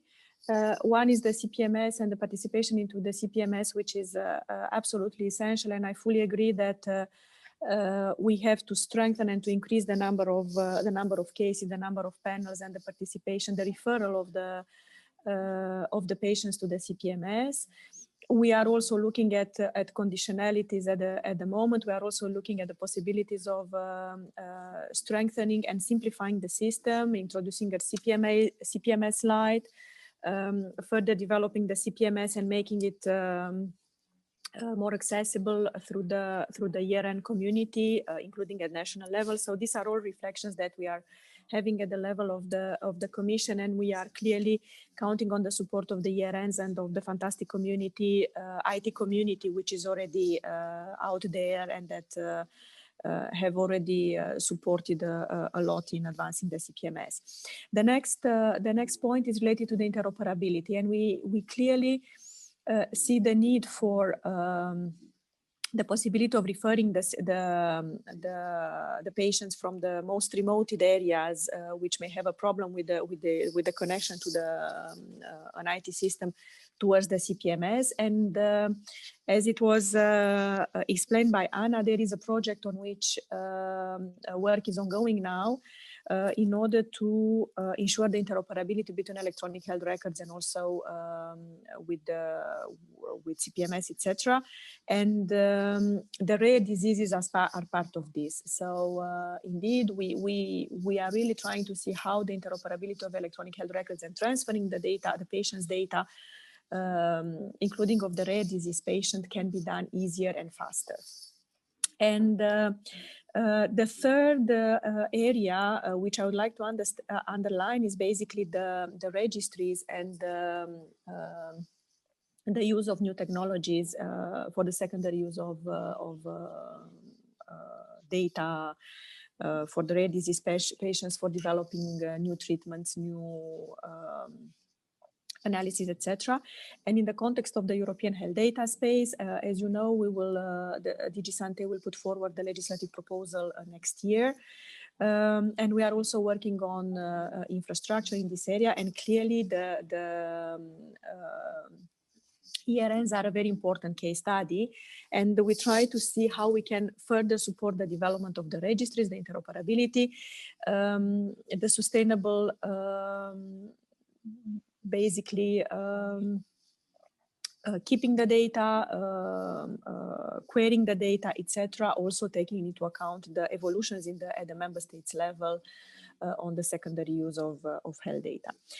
Clearly, we will need more discussions on this. We'll try to discuss with the Board of Member States and with the coordinators, including in the next meeting of the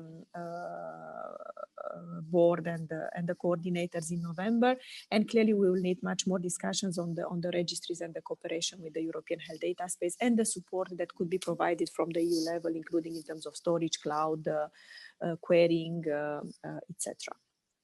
So these are the main three areas on my side. I'm sorry that I couldn't keep to one, but I think they are all very, very important elements.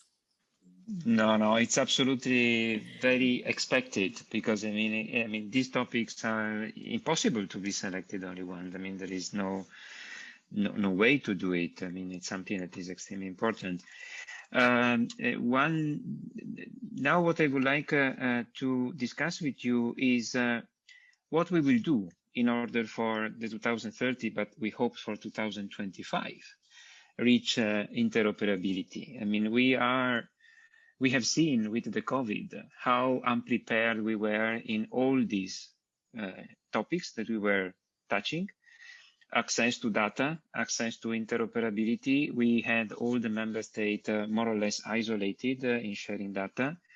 We were very much helped by the European Commission with a sort of CPMS for the COVID.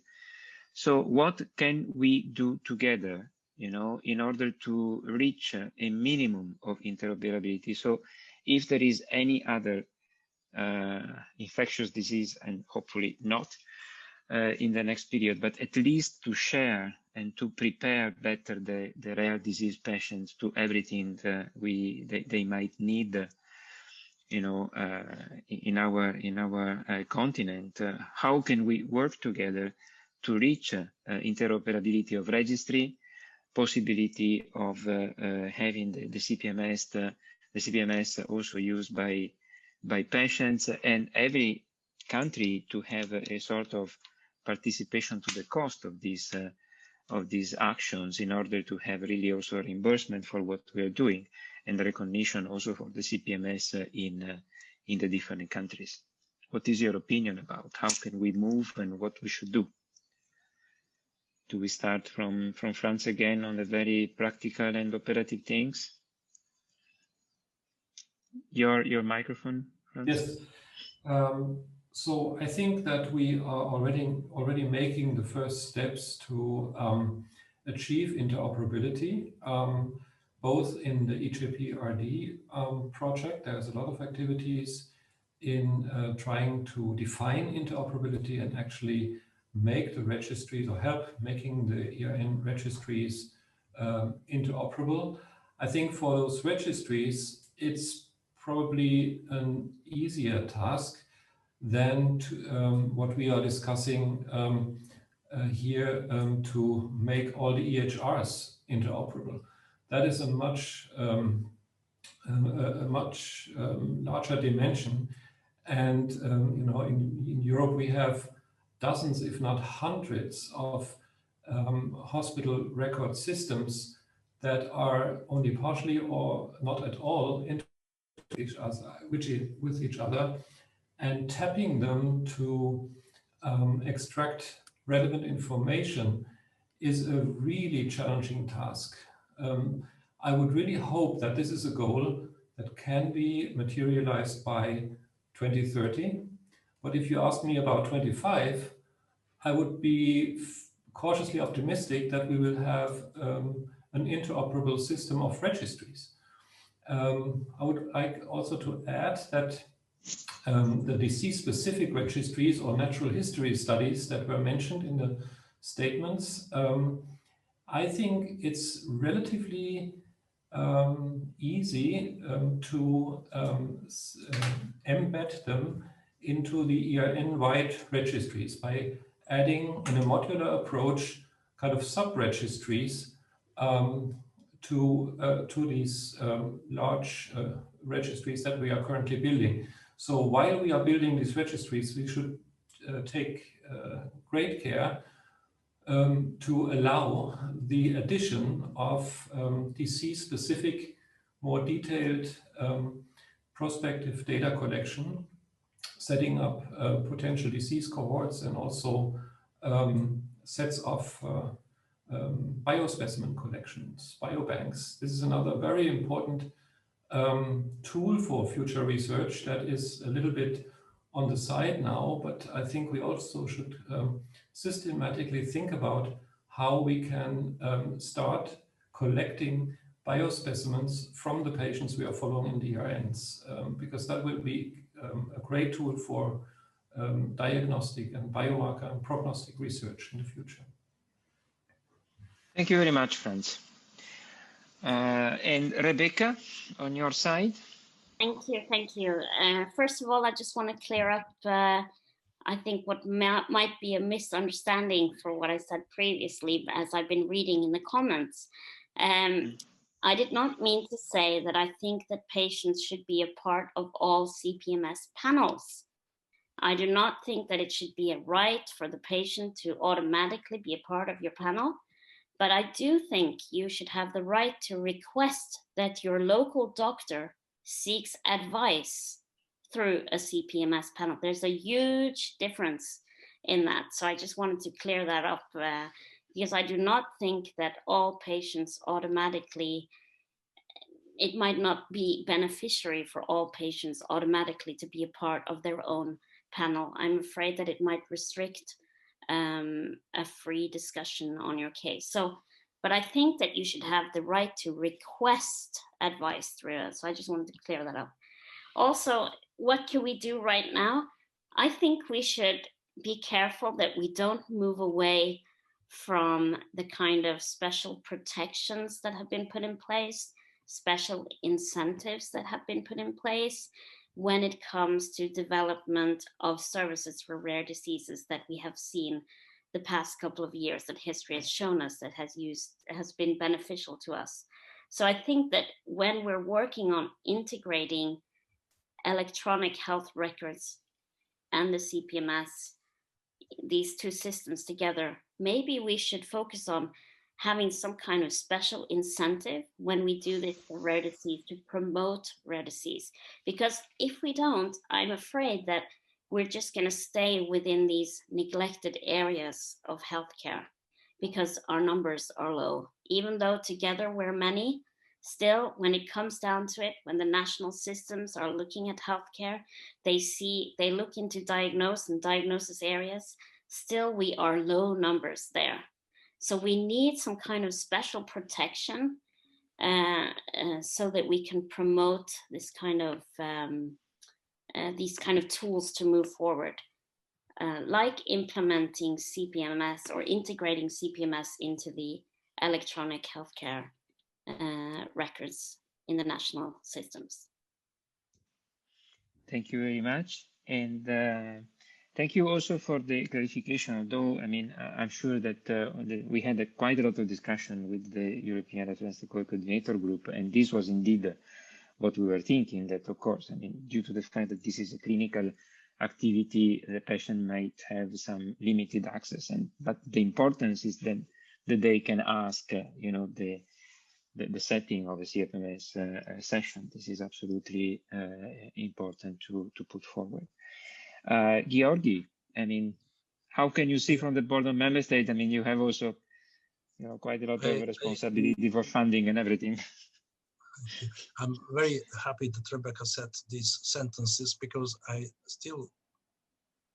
a little bit old-fashioned doctor, and I would say so that the contact, a really very deep contact of the patient and the physician should remain forever.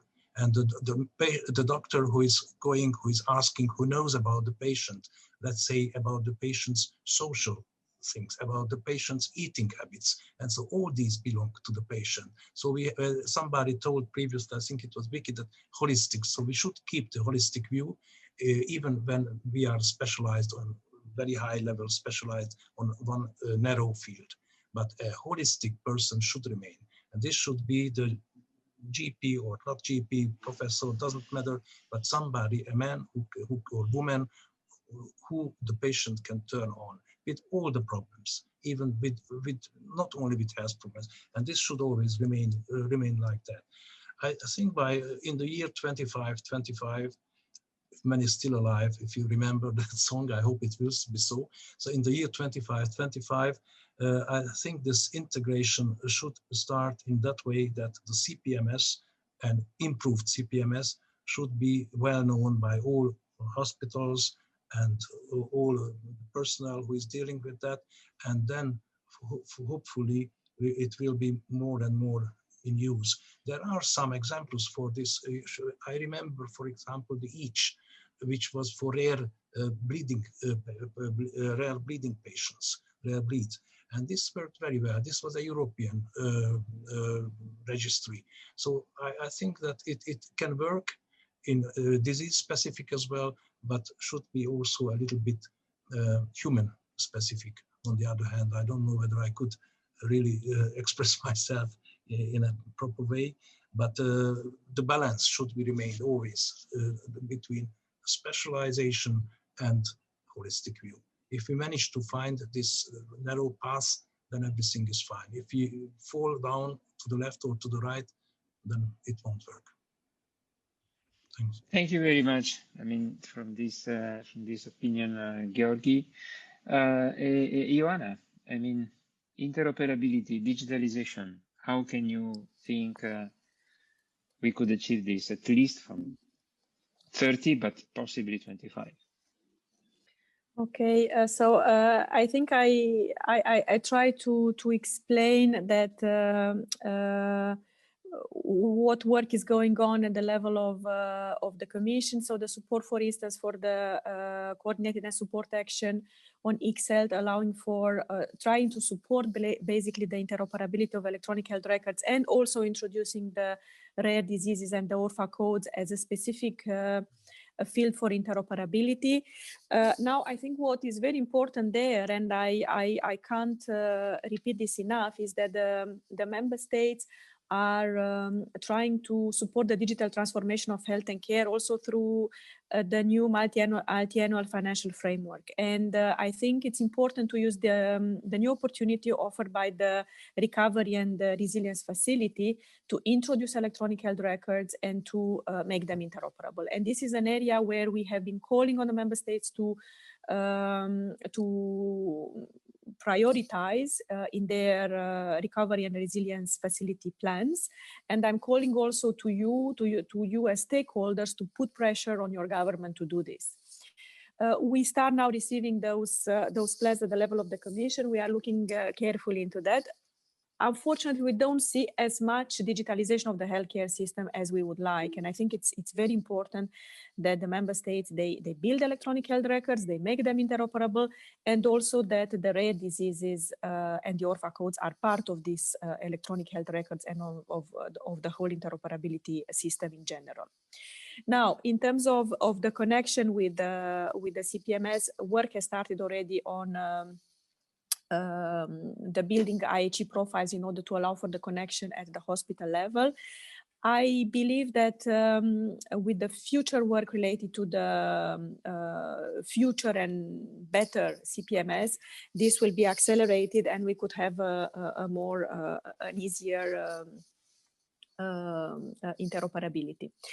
When it comes to what Rebecca was mentioning about the right of the patients to have their cases discussed in the CPMS, I think this is a fundamental question, and this is why basically we are trying to push in general the integration of the ERNs into the national system. This is why we try to develop the referral pathways with the member states, to have the affiliated partners, to have the guest users as well. However, we would like basically that there is a more coordinated approach in terms of referral system for the patients from the most remote areas to the ERNs and then to the CPMS. But this basically, it links also with the building of the electronic health records and developing the interoperability in general. So a lot of work to be done here and a lot of work ahead. When it comes to the reimbursement, I think basically here the decision lies very much with the member states, and some CEOs have taken the decision basically that the special time is allocated to the healthcare providers participating into the European Reference Network. We have also put a specific conditions into the new call that the hospital is supporting the participation into the activity of the specialists in the ERNs. Some member states also have started to reimburse this participation, and I think this is something that we have to discuss more carefully with the member states. So far, I must admit that we have not really found a solution to this very complex issue. And we are unfortunately tiptoeing a lot on the Article 168 of the treaty, where the Commission is supporting and the member states are taking the decision concerning the organization of the healthcare system. However, on the interoperability, it's clear a priority, and we are also pushing this together with the e-health network and with the ERNs to ensure this and to ensure that the cases of the patients, of the rare disease patients, are being discussed and the best advice on diagnosis and treatment is being offered. Thank you very much, Joanna. I think that we can close here. Unfortunately, I mean, we could speak for much longer because these are fascinating topics. And it is also important to understand that now also the ERN are making research. As you remember, when we started, we were not supposed to have a particular action on research, but now it's really the major activity we have. I'm very happy because there is no good medicine without research. And the discussion we had with clinical trials, registry, interoperability, CPMS is the demonstration that the ERN are really extremely powerful. So thank you to all of you for this valuable, and let's continue with Olivier and Vicky, and probably there are some questions from the platform. We're going to go over that. Thank you very much, Mauricio, for moderating this session. And in the background, and just like before, someone was looking at the chat, if not everybody. Ines, can you tell us and put your camera on and tell us maybe what are the main highlights that you want to talk about? Hello, Ines. Hello. Hello. So I don't see you personally, but it's okay. We can hear you, so that's good because my camera doesn't want to work. I don't know why. It's not. Okay, so yes, the activity on the chat was very much about the CPMS and interoperability. I'm really sorry about research, to be honest with you, that we didn't hear much more around that topic. But anyway, so there was a lot of exchange on this thing that Rebecca was pointing to, which is patients having a right to access the CPMS. And that is also very much linked to defining the referral pathways in a clear way so that we all know how to access the system. Right now is happening in a very, and we can tell you, first-hand experience. It's happening in a very informal way. We are helping people out, trying to navigate ourselves the systems, trying to convince the local healthcare providers to get in contact with the ERNs, to upload the information. Is not easy. So everything is kind of very much interlinked. And then all this thing about interoperability and connecting the dots and what can and cannot be done in 10 years.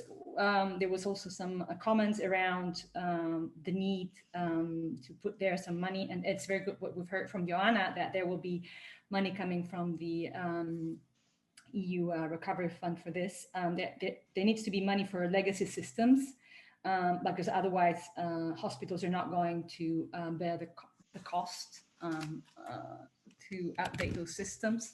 Hold on a minute. You can hear me better, right? We hear you different, but it's okay. Yeah. Yeah. Okay. And then there was this other comment by a couple of people who said that it might be good to differentiate between what can we achieve in 5 years time and what can be achieved in 10 years time. So because some of the things we're talking about here are very ambitious actually. So having electronic health records that are interoperable with the CPMS, of course, to avoid silos and duplicating information is very good. But it's kind of long-term goal if we're realistic. And the other thing is, for instance, thinking about the ERN registries and how they need to be set up in order that they will be interoperable with disease-specific registries, and also comply with the upcoming EMA guidelines on study-based registries. And that is kind of much more of a realistic goal, maybe in 5 years' time. So this is what we had on the chat. I don't know if Vicky, if you picked up something else that you'd like to add, because I'm not sure I was seeing all the questions and answers. We have all sorts in the chat actually, which is great, because we will take these comments, we'll add them to the comments that we have in the survey and also the comments on the Miro, and we'll give visibility, even if it's, I think, just on our workshop report, we will capture all of these, because I mean, it's really key to stress that this work is not going to end, you know, in the next couple of weeks, or even with the presentation of recommendations to the Parliament in February. We're actually sketching out work here for lots of other groups, lots of other projects. So yeah, but we had a few, it was interesting to see on some of the research side. I was asking about how realistic some of these targets are around the natural history and biomarker studies. So we had some good comments there, some positive comments from Franz, and also from colleagues discussing how actually the more interoperable our health systems, the more interoperable our electronic health records, the bigger boost potentially towards natural history studies. I guess the key thing there is to check that we're somehow collecting the right data, or that we're able to mine whatever data is there in order to pull out what we need from it. Yeah, lots of CPMS discussions, and Anna Rath's made some very nice comments as well around the big picture around the e-health strategy, which Oana presented as well. Thank you very much, Vicky. Thank you, Ines, for summarizing this. We are going through the final part of our plenary today, but before switching on to the closing of this plenary with our last guests, speakers, we would like to invite you to answer to a quick little poll about, so that we will see two questions coming up when my colleague Max is going to send the polls on Zoom. First question is, how would you rate this plenary that you just attended from 1 to 5 stars? And also, to which extent your thoughts, concerns, or ideas were represented in the discussion today? So you should be able in a few seconds to answer this poll. And we will take a few minutes to answer this.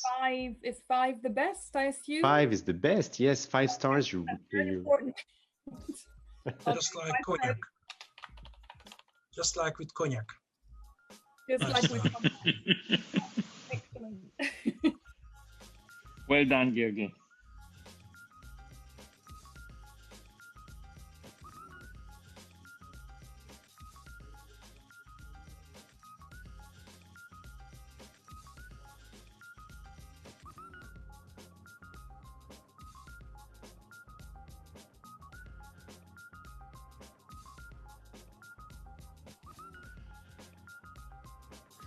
Votes are still going on, so we're waiting for the last ones to vote.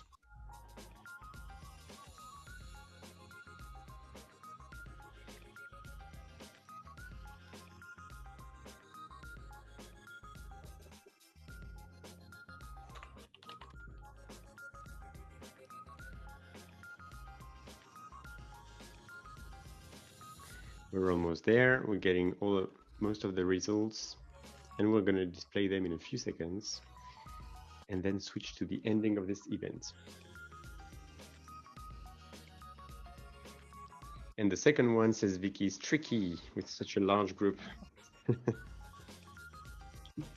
All right, so we are going to close the votes. Max, which is in the background that you don't see, you can display the results, while I will be inviting Vitenis to be a panelist. So I'm going to take care of this.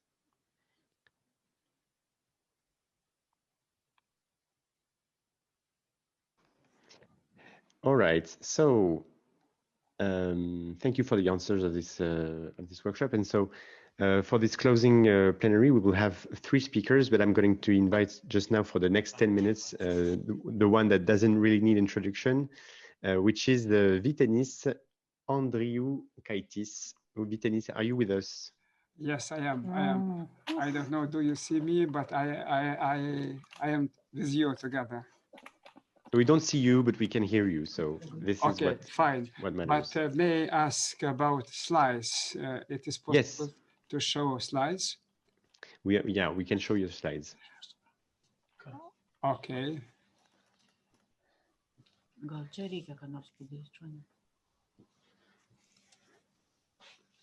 Just give me 1 second and I'll be there.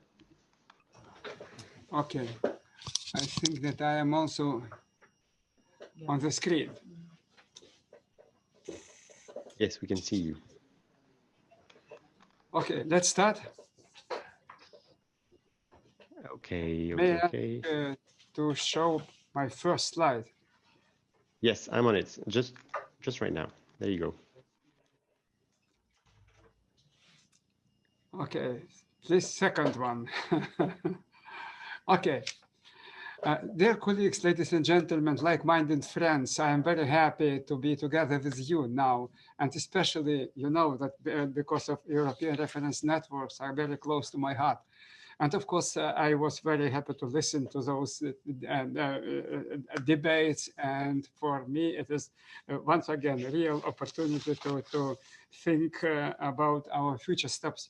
But let me start with a little bit from the sky, you know.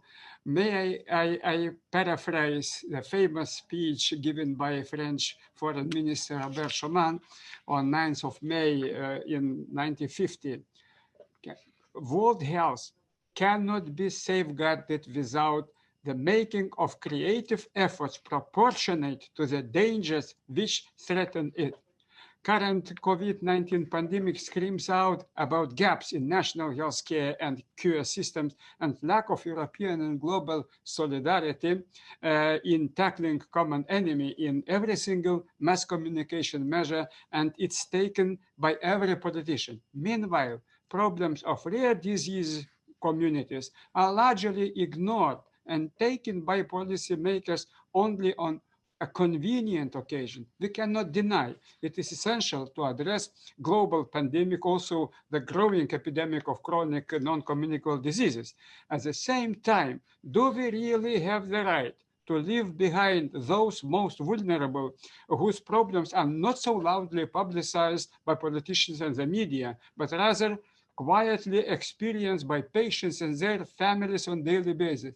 And we just speaking about more than 30 million patients in the EU. And of course, by the way, COVID-19 infection affects patients with comorbidities, and patients with rare diseases are among them. Let's show second slide, please. All of us, we know so well, multiple issues pertinent to rare diseases may be addressed effectively and decisively through our common pan-European efforts. That's the idea behind European reference networks. Next one, please. In the European reference networks, we may join our forces across Europe to tackle huge unmet needs of rare disease patients and their families by taking advantage of our rich national diversities and based on our common European values: solidarity, respect of human dignity and human rights, equality and the rule of law. We may shorten unacceptably long diagnosis odysseys, bring expertise closer to every European who needs it, and we may get rid of code lottery where chances to get appropriate high quality services for rare diseases depends on where you are, where born, where do you live, and in spite that all of us are Europeans and feel ourselves equal. Please, next slide. In 2020, European Reference Network already, next one, please. Okay, already in the deployment stage. However, their day-to-day functioning and realization of their potential are still severely limited by many challenges, including, first of all, issues in governance and regulation. Second, lack of legal status, insufficient and unsustainable funding, lack of European reference networks integration into national systems, endangered collaboration with UK research rare disease experts due to Brexit, insufficient exploitation of ERN potential in rare disease research, under appreciation of highly qualified human resources, problems with the involvement of patient representatives, still unclear place of ERN in the overall European rare disease and digital ecosystem. And now we heard about all those problems for our today's two panels. Please, next slide. Bold and innovative solutions that must be taken to solve these challenges inevitably involve pan-European collaboration across several sectors and among multi-stakeholder rare disease communities, and in many cases crucially rely on the constructive dialogue and coherent, united decision of national and European authorities. There is a need to find means for a constructive dialogue and consensus between 27 member states, and in some member states, also between their regions. It is simply impossible for European reference networks to function based on 27 different solutions. Hence, going from what to how, we have to address the very basis of health policies in the EU. Next slide, please. Next one. Okay, speaking about possibility to have more coherent pan-European solutions, we need to think about situation. How can we improve our tools at pan-European level? Now it is good time to remind, never waste a good crisis, and to use that to argue for a treaty change. And when we see now COVID crisis, it is once again a reminder that we need to speak about possibilities to strengthen our capacity at EU level and of course also at member states level. And just we are elaborating manifesto for our European Health Union aims to kickstart a broad public debate on what the European Union Health Union is about, and to urge in the run-up to the European Councils and Conference on the Future of Europe, the leaders of European nations and European Union to commit to give some real muscles to the European Union's health policy powers. I would like to highlight some suggested features for of the future European Health Union. First, the role of health policy in the European treaties will be reconsidered and strengthened. The objective to keep in mind are more proactive and preventive health, more solidarity in public health activities in Europe, more cooperation to build resilient healthcare and care systems. Second, there will be sufficient capacity to safeguard EU solidarity as when there are next slide, please. Shortages for medical supplies simultaneously facing many member states, that EU will be empowered in some areas to ensure centralized distribution for emergency medicines and supplies based on medical needs. Please, next slide. cross-border healthcare directive is not enough. We need to the EU also to share responsibilities in care and cure area in the areas of rare cancers and rare diseases, while preserving subsidiarity as a core principle. We need the European Health Insurance Fund to cover rare diseases and to assure that the pledge, no one is left behind, is a reality in Europe. None of the European countries alone is capable to assure universal health coverage for all up to 30 million European Union patients suffering from rare diseases. Only the European Health Union can do it. And as you see, we are proposing also to revise and strengthen two articles in the treaty. Next slide, please. And you can see that we are proposing also to strengthen and to establish European Health Insurance Fund to cover rare diseases and to ensure strengthening of European agencies, speaking about possibilities to more coordinated approach on biomedical advanced research and development, and supported by a well-functioning EU rapid knowledge platform. Next slide, please.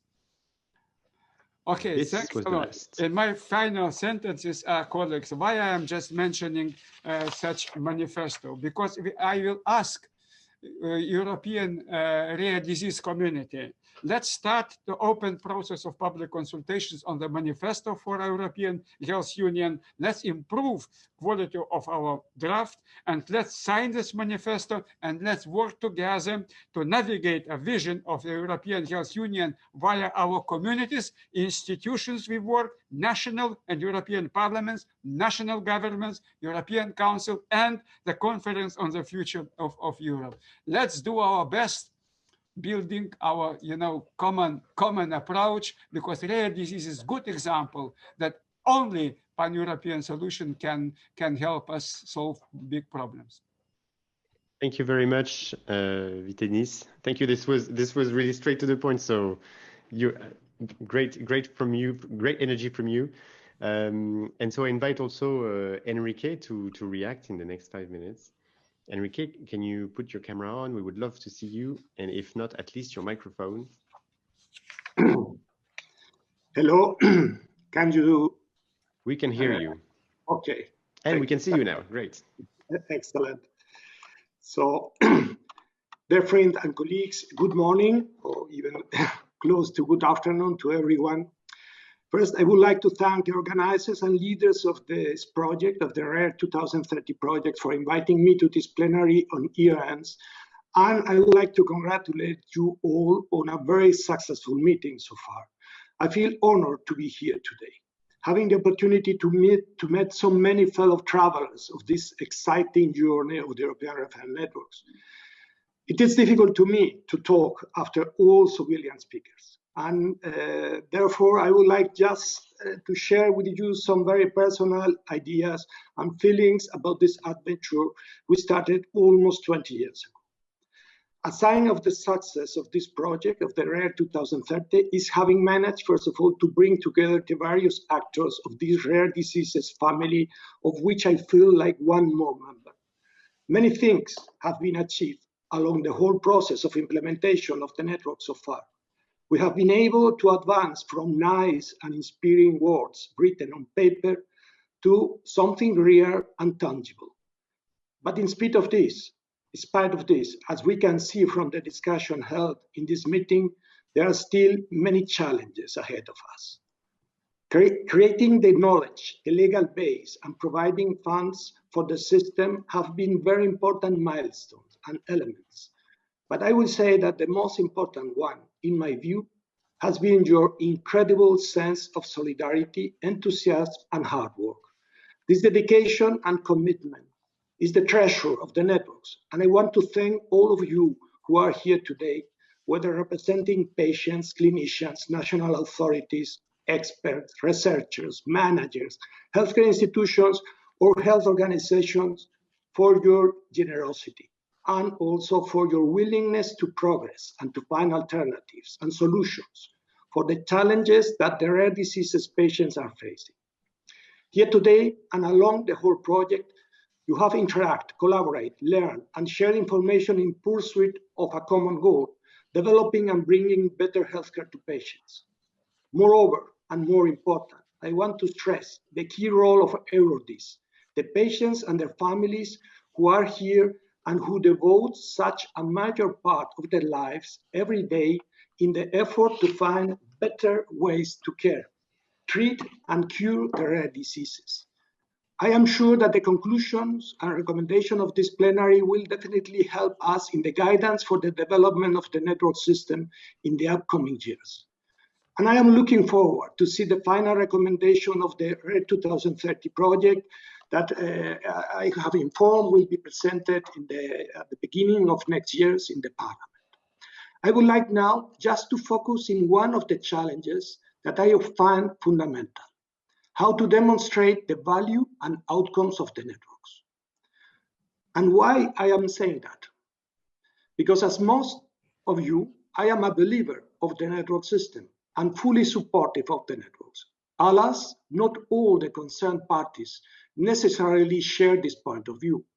We therefore need to find a way to make the importance of the deployment and sustainability of the system crystal clear to the decision makers, the healthcare system authorities, and in general to the European Union citizens. We need to demonstrate with facts, figures, and outcomes the value and impact of the system.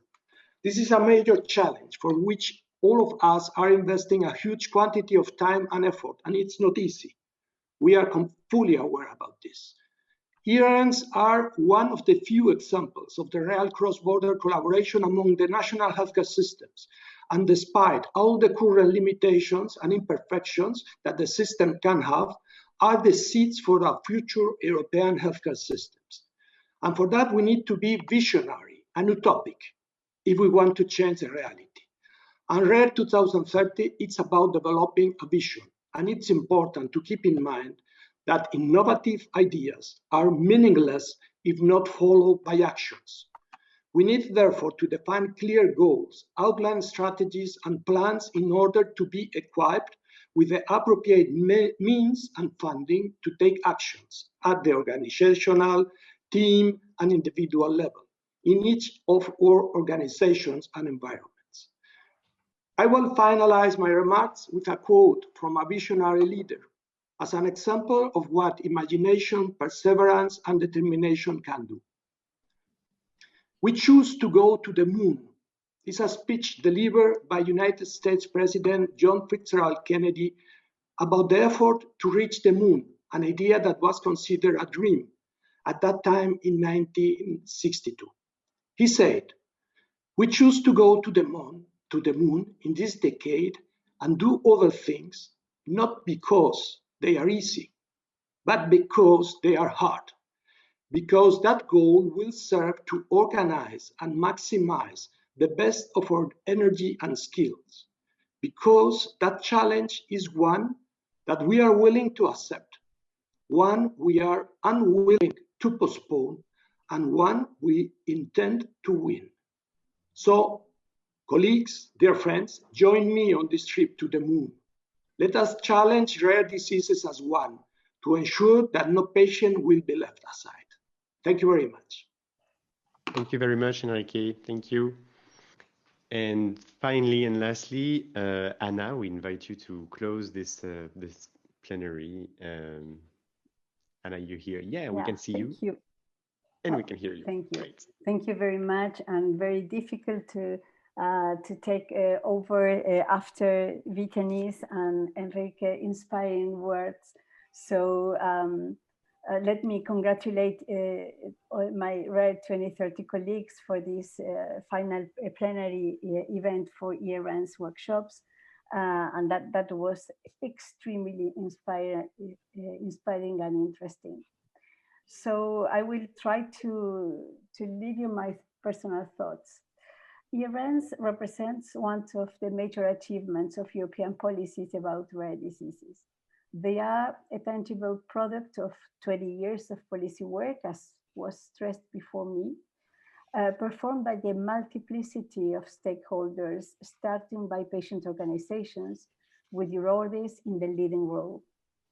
Without any doubt, there is a before and an after ERNs. In this sense, ERN should remain a major player in the future of Europe for rare diseases.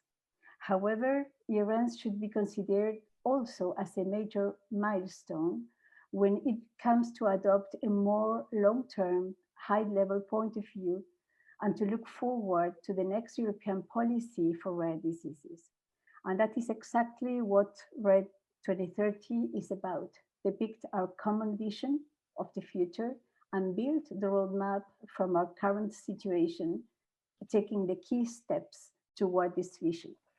So let's look widely, but starting from the ERN very close neighborhood first. 20 years later, we are now in the happy situation that there is a rare disease ecosystem in Europe, largely supported by the European Commission and member states' efforts. By definition, an ecosystem is a community of interacting organisms and their environment. And I would like to define the current European ecosystem as composed by the two dinosaurs, Orphanet and Eurordis, both born in 1997, ERNs, plus on the research side, ERR and now the EJPRD. We have therefore RD codification, reference data and information, patient engagement and expertise, coordinated healthcare and expertise, coordinated research funding and research facilities. We therefore need to recognize that our starting point towards the future is this ecosystem as such. My first message will thus be that any future European policy on rare diseases can be drawn if it does not include a vision for the whole ecosystem. Otherwise, big is the risk for falling back on fragmentation and for losing the benefits of so many years of investments. ERNs were designed to make the best expertise come closely to patients where they live. It takes us as the closest neighborhood of ERN's components, the national healthcare systems, but also the national research environment. In that sense, ERNs are a vector of changes at the national level as far as rare diseases are concerned, instilling rare disease specificities into the local healthcare system. They are not alone doing so. Orphanet is working hard to have ORFA codes in health records. Eurordis is advocating through the national alliances, and EJPRD is promoting national mirror groups to synergize national and European efforts for research. ERN's mission should be fully integrated in national healthcare system, become a normal part of it, and not be an empire into an empire. My second key message will thus be we should live in a future in which rare disease specificities are a regular component of national healthcare systems, and ERNs are totally part of them, in the same time as they ensure the cross-countries interconnections. Their missions should be sustained by member states, financing the benefits they take for their citizens, and by European budget for ensuring the cross-European added value. To shape the future, we need to invest in the fuel for the next generation care, innovation, and evidence-based policy, and that is data. And here we need to enlarge our view and look at the health data problem at large. Rare diseases are not reinventing the full set of health data that are needed to take action, but health data strategy cannot be made without taking rare disease data specificities on board. Happily, we are in one of these magical moments in Europe in which health data interoperability framework is being decided in different projects. ExiHealth, CSA, establishing EHR's cross-border exchange formats, a joint action in preparation to prepare the framework for the future European health data space for secondary use of health data, and the multiplicity of FAIR data initiatives, because FAIR principles are a key requisite to build federated systems, and federation is a key here. EPRD and ERNs are working toward making registries fair, but much more should be done to achieve our dream by 2030 to have a full interoperable health data ecosystem that benefits rare disease diagnosis, better care, and innovation.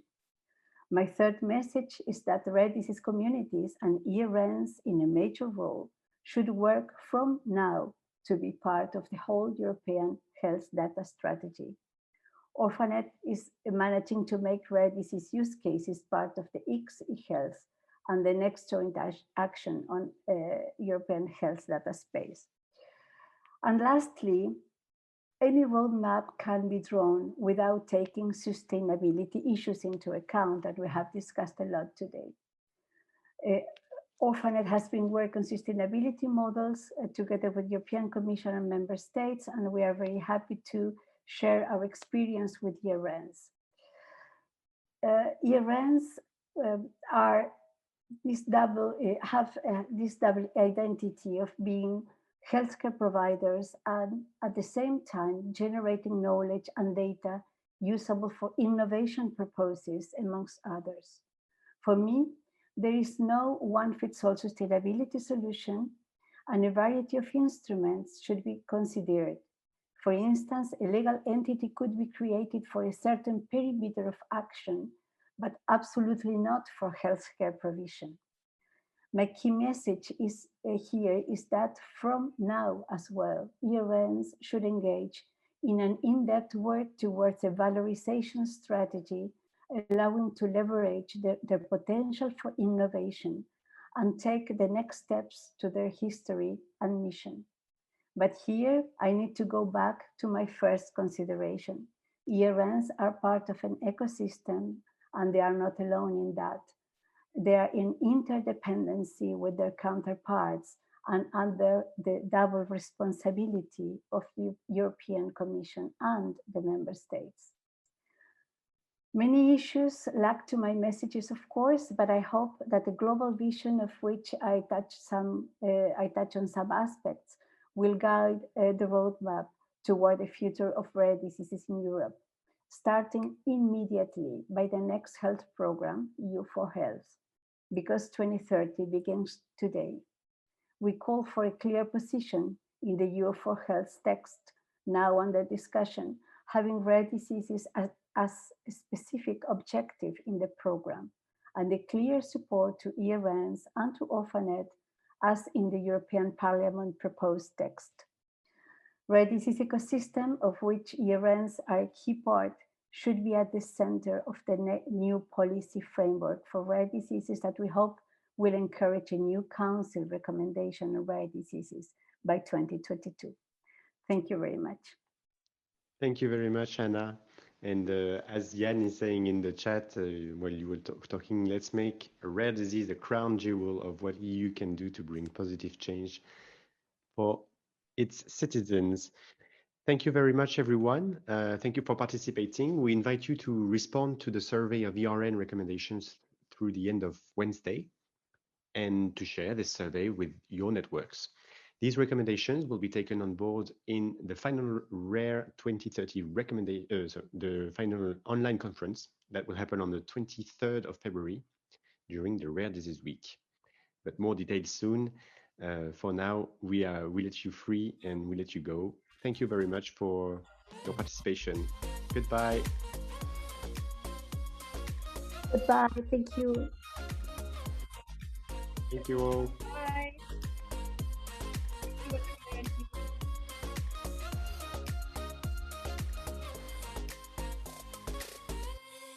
Shape that liquid wax, fit it out with greater cracks, sweet devotion, my delight. Oh, you're such a pretty one, and the naked thrills of flesh and skin tease me through the night.